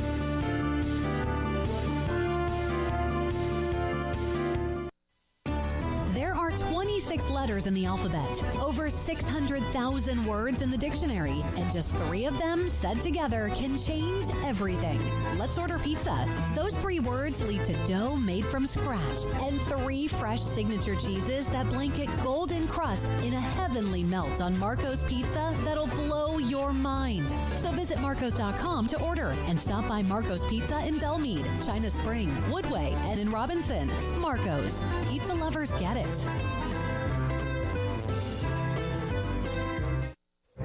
Stepping into the boots of a U.S. Army officer can add confidence and leadership skills to your son or daughter's career path. See all the things they can achieve in our boots at GoArmy.com. U.S. Army Waco Recruiting Company, 254-598-8131 or 254-776-1543. This is 365 Sports. Text us at 254-339-1122. The text line is sponsored by Riverbend's Liquor and Wine, with the most extensive variety of craft beer in Waco. A hidden gem on Lakeshore Drive and 19th Street. This 5 o'clock hour moves to the midway point, and what a way to start it with Baylor men's basketball coach, national championship head coach Scott Drew with us on 365 Sports. Thank you, with Paul Craig and David Smoak. What have you done better besides score more points than your opponent to get this 3-game winning streak going? Well, I think it started with our transition defense is really improved. And that's, one, just a greater sense of urgency, effort. 2, not turning the ball over and taking as many bad shots, which lead to runouts. And then 3, just a scouting report, knowing who we got to find in transition. Then from there, if you can guard in the first 10 seconds, you give yourself a chance the rest of the way. Our defense still has to get better. It's improving, but not where it needs to be to do what we want to do. Our offense, I can tell you, if we could bottle it up and have the same performance that we had against Tech every night, I would sleep really well most nights. Yeah, you could sell that well, that bottling factory of what you guys were shooting the other night. The other thing I've noticed in these last 3 games is your 3 guards have figured out when to ride the hot hand really well, which, obviously when you got 3 scorers, it takes time, but it seems like that chemistry is really starting to blossom. I think we've had Adam out, LJ out, both of them out, and the fact that we've had a healthy team now for a couple weeks where you're able to practice together and play together definitely helps. I mean, coaches understand the importance of that. You can't just it's like anybody. I mean, if you have an audition, you have a concert, you don't just show up and play. You rehearse and you practice. And with guys being out in a league where your margin of error is a 1-possession game, that really hurts. So we've been blessed on the injury front where we've been able to practice, get rhythm, get routine, improve, get better, and that's led to better play on the court. Scott, how have you seen Keontae George continue to grow and evolve as the season has gone along? Keontae's made great strides for a freshman. I mean, it starts with the defensive end. He knows a lot more where he needs to be, when he needs to be there. His stance and his attention to detail and his intensity is much better. At the same time, his rebounding has improved, his shot selection and his ability to get to the free throw line and attack the rims improved. So he's made great strides. His communication on defense has really improved. Can he get better? Yeah, absolutely. In what areas? Every area, because he's 18. He's going against 22, 23, and 24-year-olds. So each and every day, it's a race to see how good you can be by the end of the year. What have you seen from him? You obviously recruited him. You got the commitment from him. He signed with you. You've seen him play in all sorts of different ways, and now you've seen him here at Baylor. What has he done perhaps this first nearly half of the season that maybe you didn't realize? Well, I tell you, it sounds like such a small thing, but Quincy Miller is probably the best freshman we ever had at being vocal on the defensive end. And we understand the importance of being vocal on the defensive end because it's all about being connected, and it's not just you guarding your man, it's you being able to help the others and in the proper spacing and positioning so that we're not in disadvantaged basketball. And if you can communicate where you're at, it lets everyone else know where they can be and where they can go and where they can direct people. So Quincy Miller, every NBA scout came in, man, unbelievable. First talent they loved about him was his vocal energy and his talk on defense. And Keontae, from someone who really did not talk when he first started to now, I've never had a player improve that part that quick, and that's a tribute to him. Josh Ojenewuna has really started to look confident when you've played the last few weeks. It's tough for any freshman, Scott, like you said, but he's starting to look like he is acquiring some veteran sensibilities out there. Yeah, and I mean, it's a lot for any freshman to transition, but especially coming from overseas. I remember the first couple games he played in, he's like, I've never played in front of a crowd like this. And just playing with that energy, excitement, and then the intensity that in which the game's played. And again, it's harder for freshmen the last couple of years than it's ever been because no freshman in the history have had to play against as many 5th and 6th year guys as they do now. Coach, I know the messaging and the consistency is a big part of not getting too high, too low, but 0-3 as opposed to 3-0 in this stretch. Is anything really different at all? Do you feel like the messaging changes after winning 3 versus having lost 3 in a row? Well, I can tell you I'm sleeping better. That's for sure. Yeah, I bet. I'm sure some of the players are as well. I think the confidence, the swag you get from winning, that's infectious. And then your desire to want to keep that and not go back to that other feeling keeps you on point and keeps you motivated. And the fact that we've been healthy, we've been able to practice hard and get better in practice has really helped. I think close losses give you a feeling and something in your gut you just don't want to go back to. And hopefully it's like burning your hand on a stove for the next couple of weeks. You're really cautious around that stove. So hopefully we can continue to improve, evolve, and at the end of the day, in this league, you can play well and lose, as we all know. Right. So really, it's controlling what we can control and making the most of it. And if you're in a one-possession game, anything can happen. The goal is to be good enough that you're not in that. I was able to get you off to the side after the Kansas State postgame and that emotional night, K-State, Coach Tango, whatever. And I asked you about Adam Flagler because he's tried to be a guy that has kept this team together when things weren't going right. How much has that helped, knowing that he's not afraid to maybe, hey, let's have a talk amongst ourselves as players? I think Adam's really grown as a leader and really done a great job. I know Flo, John have helped with that. I know the other upperclassmen in supporting him because the leader has to have support. But the fact that Adam's a really kind person and would rather compliment and would rather is more a pleaser. And sometimes you got to be confrontational as a leader and hold people accountable. And I think he's gotten better and better with that and done that more because he saw our team needed that more. And because of that, it's really been beneficial. Our best teams are always player-led teams, and people say, well, isn't the coach's job to lead? Well, I can tell you it's like a teacher in a classroom. All right, if the leader's in the class, they demand that people pay attention to the teacher. Peers care about peers a lot more than they care about the coaches or adults. So the fact that if you get a player-led program, they're taking care of all the business, meaning on time, paying attention, buying in, and that makes it really easy to coach. And Adam's done a great job with that, as Flo and John have helped too. On the road at Norman tomorrow against Porter Moser and the Sooners, they're 2 Saturday. Oh, it's not Friday? Okay. No. It's okay. Hey, you sound like me now. You wake up and you're like, are we playing today? I mean, the days just go together, you know? Hey, my wife, national championship game. I said, what do we got for dinner? She goes, we're watching the game. I said, what game? She goes, national championship game. I go, oh man. Like when you're locked in, you are locked in, you know? That I'll credit to that. Yes, I'm living like you, Coach. But I love that. Yeah. Again, you said there's no gimmies in the league, and Oklahoma started out 2-4. But again, there's nobody who's bad. So what have you seen from them over the last couple weeks as they adjusted and wind their way through the conference too? Just like everybody else, a basket here, they win at Kansas. They're 3-3. A basket here, they're 4-2. They're an NCAA tournament team net wise.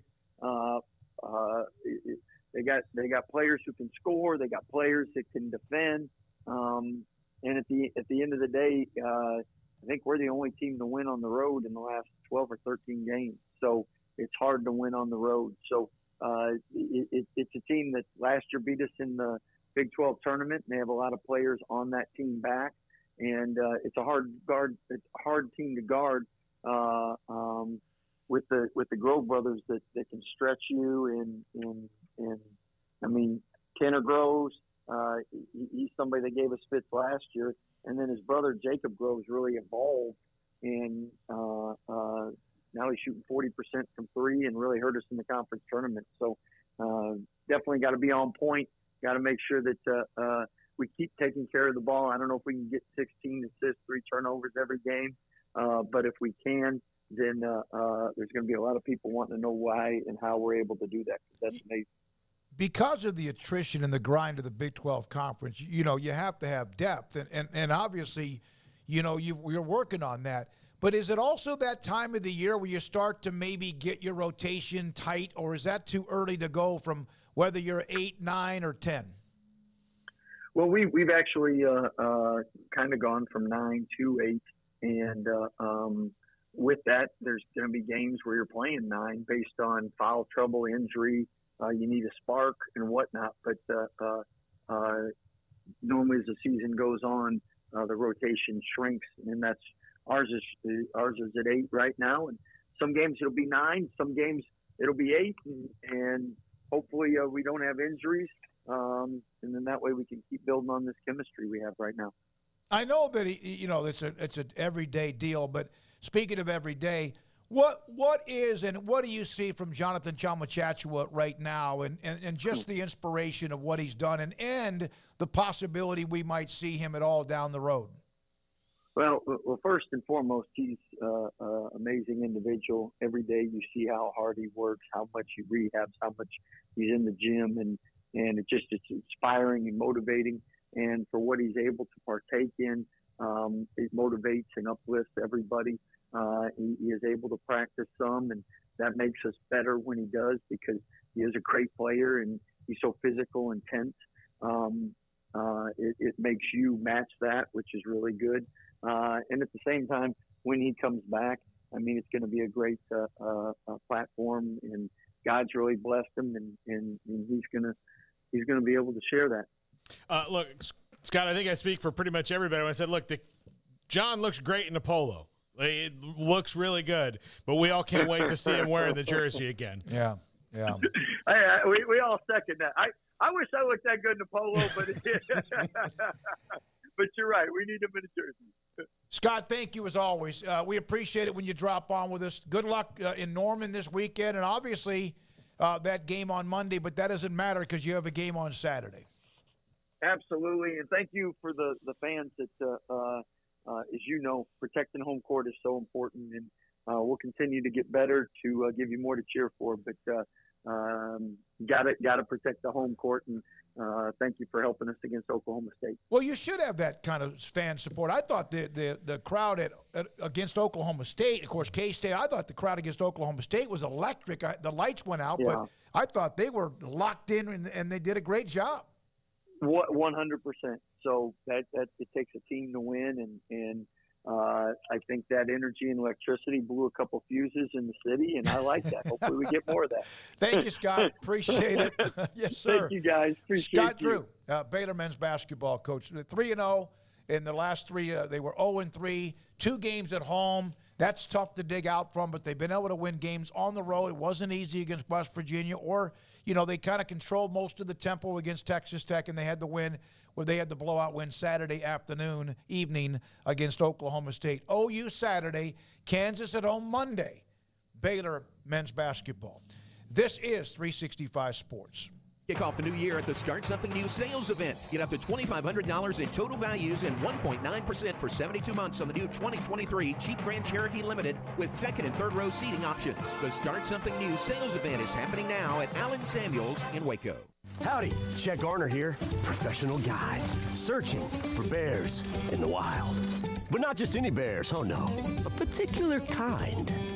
With hundreds of thousands roaming freely in the wild, yet still hard to spot unless you know the signs.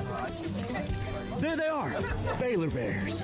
If you're a bear enthusiast or even a bear yourself, join me and let's find some bears in the wild. Join the expedition at baylor.edu/alumni.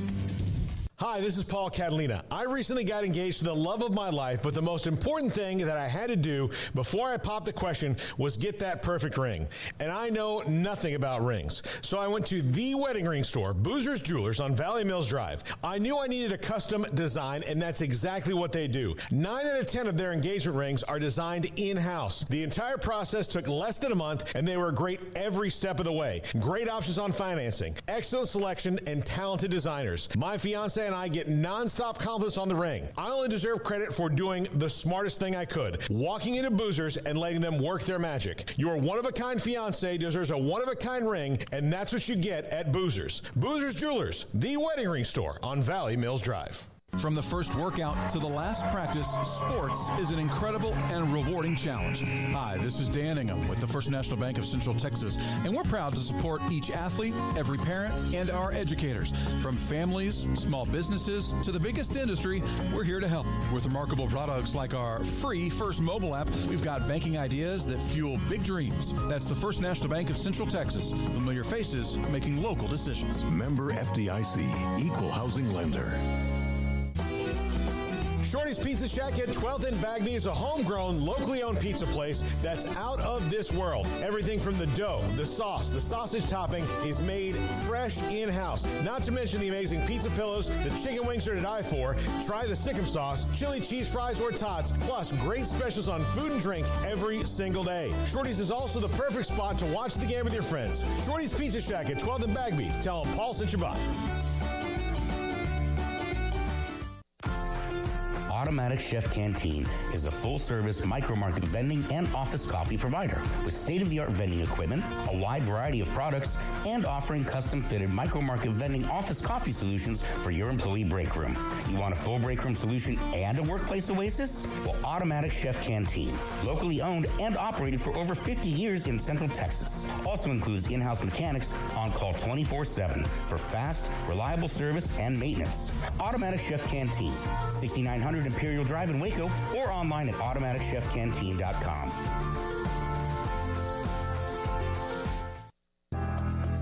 Riverbend Liquor and Wine, Lakeshore Drive, North 19th Street, right behind the bank, is a hidden gem in Waco. If you're a fan of bourbon, especially local Texas bourbons, that's where you gotta go. Balcones, TX, Devil's River, whatever it is, they've got it. Riverbend Liquor and Wine, plus the best selection of craft beers in Waco, seasonally churned out throughout the year. Whether it's spring, summer, fall, or winter, Riverbend Liquor and Wine, best selection of craft beers, a speedy drive-through window, and excellent customer service. Find out more on Instagram or just go by and see them. Lakeshore Drive at North 19th Street behind the bank.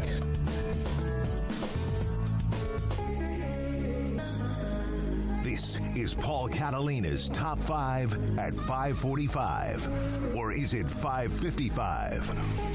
Either way, it's the Top 5. Top 5 most tumultuous offseason. Thanks to Emery Winter for his work on this every single day. His graphics work is second to none. And he's always been great. Sometimes I give it to, this was early in the morning. He got it today. Sometimes it's at about 2:45 p.m. When I get it to him. So he's been fantastic. I did want to mention him as we started today. Number 5, tumultuous off seasons. Craig, you mentioned it. Even though they had a great season and ultimately lost in the playoff, still Michigan with Jim Harbaugh flirting with the NFL again, the NCAA allegations, the offensive coordinator has been arrested for computer crimes. The AD and Jim Harbaugh apparently don't talk to each other. It's been a tumultuous offseason in Michigan. I think that everybody involved would like to see them have a winning season and smooth it out, but so far for a team that's had a lot of good news, season, recruiting, transfer portal, all that's kind of gone well for them. But there's a lot of other stuff just kind of hanging out there for Harbaugh and the crew. Yeah, I mean, I do want to clarify one thing. Matt Weiss has not been arrested, but he's under investigation for computer crimes, and the details of that we're not aware of because that could be anything. That's kind of dangerous to just have it very vague like that because college football fans' minds can run wild. But yeah, he's under investigation, so he's on leave as of yesterday, and yeah, we'll see what direction that goes. I mean, no clue as far as law enforcement and what they're looking at and what he's facing or not facing. But yeah, just kind of a weird stretch for them. And the Harbaugh NFL stuff again has become sort of commonplace. It really felt like they were set up to just be on a heck of a run. I mean, maybe on the field that it remains that way, but they make the playoff, they get the big win over Ohio State, and they win the Big Ten, and then they have this opportunity against TCU where you felt like, hey, what a draw. We get TCU. We don't have to play, Ohio State a second time or play they wouldn't have played Georgia. Wouldn't that, you get to play Ohio State a second time, which I think you'd take TCU. You'd want to play them, and then you turn around and you don't play very well, and TCU plays their butts off, and you end up with a pretty shocking loss, I think, when all was said and done. But then they had the collective step up, and you get guys like Blake Corum coming back. And so it's been very up and down. They definitely have had some good moments, but there's a lot of just kind of weird off-the-field stuff going on that's made it just a sort of strange start for sure. It feels like if you're a Michigan fan, like you walk in and you smell your favorite meal, and then you get up there and it's like 6 days old. You're like, oh well. Or you're just kind of waiting for a shoe to drop. You know, like what else? What other thing's gonna happen that's just off our radars at the moment? But yeah, it's been just a weird collection of little stories that haven't quite grown too large to be killers, but we'll see on the Weiss thing. I mean, who knows again where that's headed? Yeah, that's an odd thing. Number 4, Stanford. Let go of a longtime head coach in David Shaw, who took over for Jim Harbaugh after he left to go to the NFL, and they've traded their have a new head coach, and there appears to be some optimism there, but the attendance is down there. The Pac-12 strife, to me, centers a lot on what the future of Cal and, to even a larger extent, Stanford is going to be, because Cal has the university system and all that they will fall back on. Stanford is different, so their missions are obviously different, while obviously similar. Stanford's got to kind of determine who they want to be, because they've been great athletically all across the board, but for football, there's no enthusiasm around the program. Stanford hates fun, was their students kind of chant this year about all these other things. And there's controversy with the tree. The controversy with the tree. They need a winning season. They need people excited. They need the conference needs to figure out what they're going to be, and then Stanford needs to figure out what they're going to be going forward. Man, I tell you what, I've had, just along the way of watching college football and loving college football, from Jim Plunkett to Bill Walsh to, even lately, Christian McCaffrey, Sean Elway, Andrew Luck. And I mean, they've always been pretty good. I don't know if they've ever been great, but they've always been pretty good. And it does seem like they've just kind of evaporated. Did we say Christian McCaffrey's name? Yeah, I did. Okay, you did. Okay. I don't know. I mean, I understand that they've had their moments here and there, but as soon as Paul popped up, I was like, oh, yeah, they still exist. That's what I'm saying. Yeah. I mean, I have not given a thought to Stanford football, really, outside of just when I've seen the name. I mean, but on my own, that's not popped into my head a single second in the last year. And all of it's been directed probably mostly with realignment. I think Troy Taylor was a good hire. David Shaw did a good job there, but it was clearly the last couple of years just not going anywhere, and just seemed like it was – heading towards the end of the road, and that change was needed. So change has arrived, and Troy Taylor's got a huge task on his hands. But I don't know, man. I'm not sure where they fit. And I don't know did y'all see the Jason Garrett interview with Dan Patrick, where he talked about the Stanford job and why he didn't take it? Well, he basically just said, he's like, in this college football era with like NIL and all that, he's like, that's just not it's just a different standard there. And that's not a place where he felt like he could go there and really be a college football coach in the vein of being at like any other school, really, outside of Stanford and maybe a couple of others. He said it was intriguing that he visited. He talked with Andrew Luck. He talked with Condoleezza Rice and some other, high-profile people, and enjoyed it, and said that there was a lot to like, but, there's certain standards that you have to, embrace, I guess. And if you're thinking about it from his perspective, like, oh, that's great, but I'm supposed to be a college football coach winning football games, it doesn't set you up very well. And so that's ultimately why he turned the job down. So good luck, Troy Taylor. It's a tough job. It's not for everybody. And, and who knows who it will be for here in the next few years, depending on the fate of the Pac-12. Yeah, and I'm sure that they could obviously come up with some money. Like, there's money at Stanford to do those kind of things if you're alumni are enthusiastic about it. But when you're recruiting someone who, like, oh, not only do I have to have a 4.0 grade point average, now I'm thinking about how much money I'm going to get. Well, I can have a 4.0 grade point average anywhere and play football and make money and not have to navigate all through this. So, yeah, those are things that they have that not everybody does. They're unique challenges to Stanford. Number 3, Baylor. Look, since the end of the season, the regular season, you had the bowl game. You had the bowl game of appearance. A dismissal of Ron Roberts and Ronnie Wheat. You've had the quarterbacks, Kyron Drones transfer out. You've had Austin Novosad decommit the night before signing day, having to get in the portal and get quarterbacks. You've had other players transfer out. And while I don't think all of this is necessarily negative news. That's why I use the word tumultuous. It doesn't necessarily mean it's all bad, but it's certainly like, storms, like little rain showers popping up here and there that you have to navigate through. I think they've navigated through them very well, and pretty well, and we'll see. But it's been, the month of December and early January was tough for the green and gold. Yeah, and unfortunately, TCU having success, it also adds on to the plate, and it shouldn't. It absolutely shouldn't. Like, I saw J.J. Joe basically do his best Jerome Tang impression on Twitter today. I don't know if y'all saw that. Yeah, I saw it. Yeah, he basically said, quit worrying about them and worry about us, and he pointed out, the recent records and all of that, and he's absolutely right. It drives me mad every time there's what about them, or what about that they're doing? Like, even when something good happens, the other team had something better happen, and let's focus on that. It's just such a waste of energy, and it's just so negative, and it drives me mad.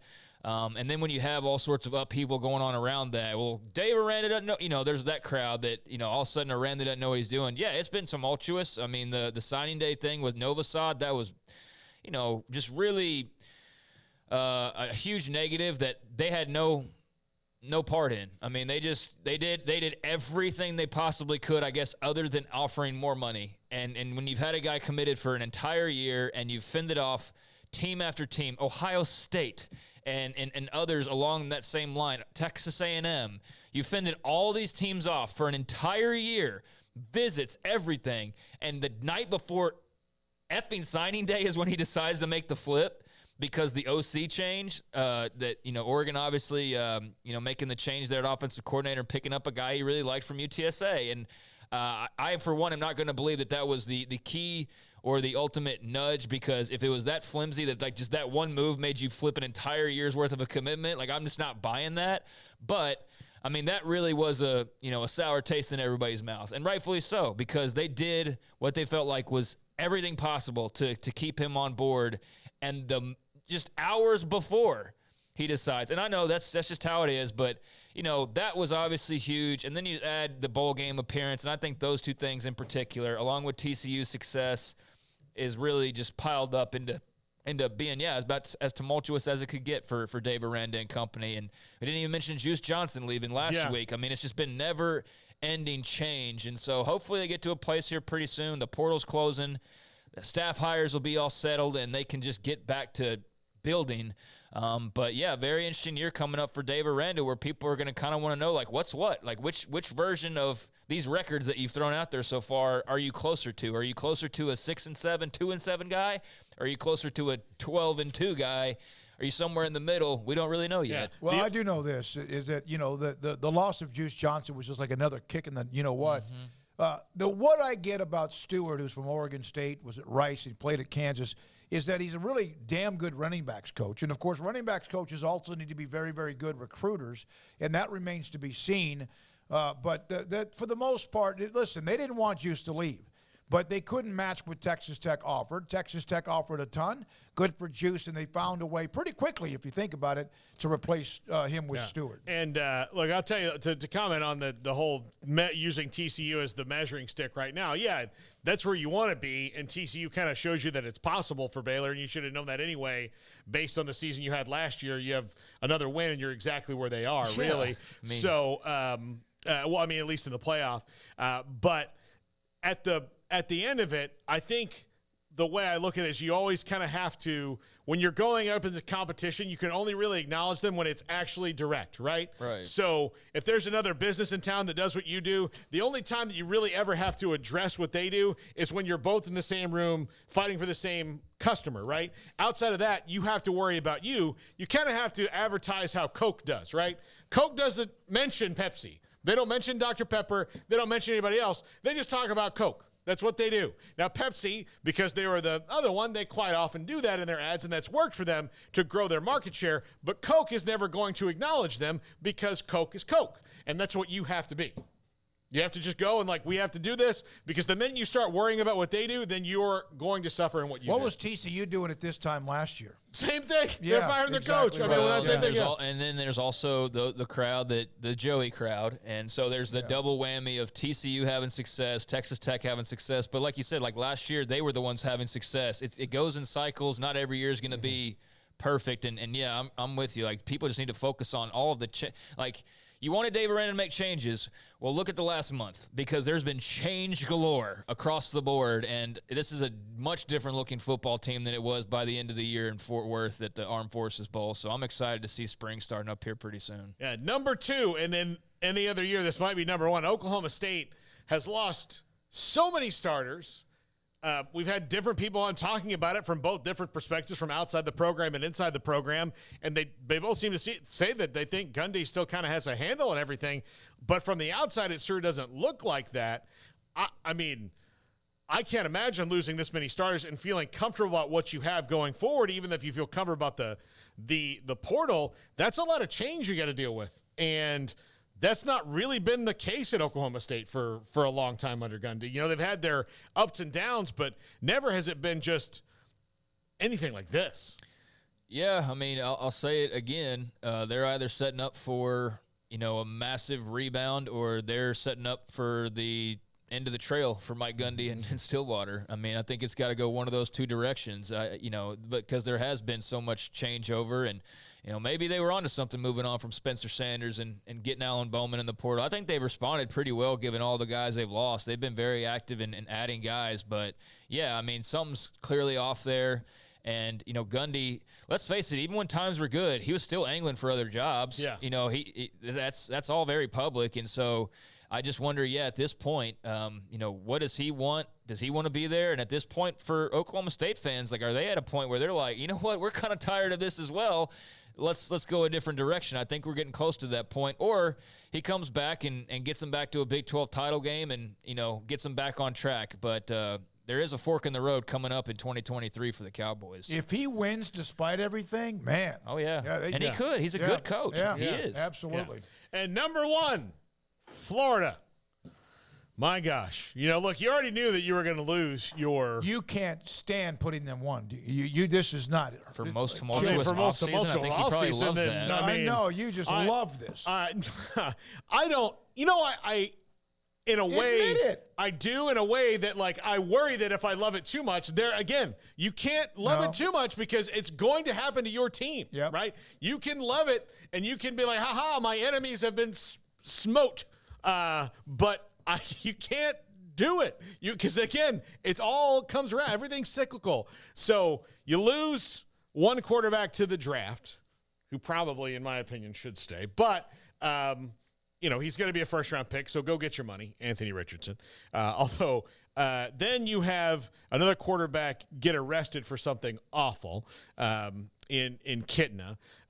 You don't have money on the roster. Your response to that, at least to buoy it, is Graham Mertz from Wisconsin, who, I don't think anything he's put on tape is going to make Florida fans be like, well, watch out, Georgia, we're coming to you in the SEC East.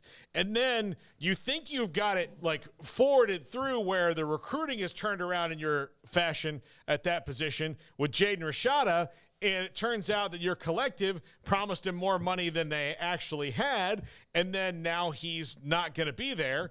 And so now you're back to square one when it comes to quarterbacks. And the answer to the question of what's the answer to be better next year is Graham Mertz. I'm sorry, it's not going to do it for the crowd in Gainesville. And Billy Napier is going to start year 2 after going through the tidal wave, and that's just because of one position that is the most important because it's the hardest to find consistency at. So, they have had, just because of the quarterback situation, an offseason I would wish on no one, including my worst enemy here. Okay. Oh. But again, like I said, you know what? Karma's a bee, man. And Florida State's been through tumultuous off seasons. They're going through it now, but man, to have to deal with this for Billy Napier, I genuinely do feel bad. I mean, I don't believe not that bad. But I don't believe that. But it's been a rocky offseason for Florida, especially at quarterback. You're right, it has. And getting to that point now, heading into year 2, where there's gonna need to be some things seen by that fan base, by the administration, to feel like they're going in the right direction. So we'll see. I still think he's a heck of a football coach, but I mean, it's not his fault. The collective decided they don't want to pay money anymore. I mean, that's that's kind of the reason why the whole collectives being outside the scope of the schools is super dumb, and just allowing for nonsense like that to happen. So, for all the there doesn't need to be any legislation and just, free market and all this other stuff. I agree to certain extents, but that's a prime example of why there does need to be guardrails. That's the example of why there needs to be contracts signed. And I understand that comes with perhaps, certain statuses for players or whatever, but there's got to be a give and take somewhere, because you can't just have guys agreeing to $13 million NIL deals and then the person in charge of that just saying as soon as they arrive on campus, oh, sorry, we're not going to do that now. What are you talking about? Who won in that situation? No, the whoever gets Jaden Rashada, I guess. The university didn't. Whoever gets Jaden Rashada, no. But whoever wins is whoever gets him if he's that good and he wins. Yeah. But right now, in the short term, Jaden Rashada didn't even win out of that. No. He and there's going to be things he's going to have to deal with that aren't his fault. But no one wins in that deal. No one wins, and then it's going to make Jaden Rashada's path a little bit more difficult. Yeah, no one won. I mean, he'll be fine ultimately, but. Where's that going to be? We'll find out. Yep, we will. Great stuff. Thanks to Emory. Also, earlier again, Jacob and Jack and Garrett, of course, running the mothership as well. Paul Catalina, Craig Smoak. I'm David Smoak. Thanks to all of you on the 365 chat room. The text line, I've been looking through that most of the day. Not quite as active today, but we're back at it again tomorrow. Max Olson, Grayson Grundhafer, John McClain, and a couple of other nuggets that we'll throw your way. Have a great night. And our sponsors, of course, who help us and have since day one, April 6, 2020. Good night, 365 Sports.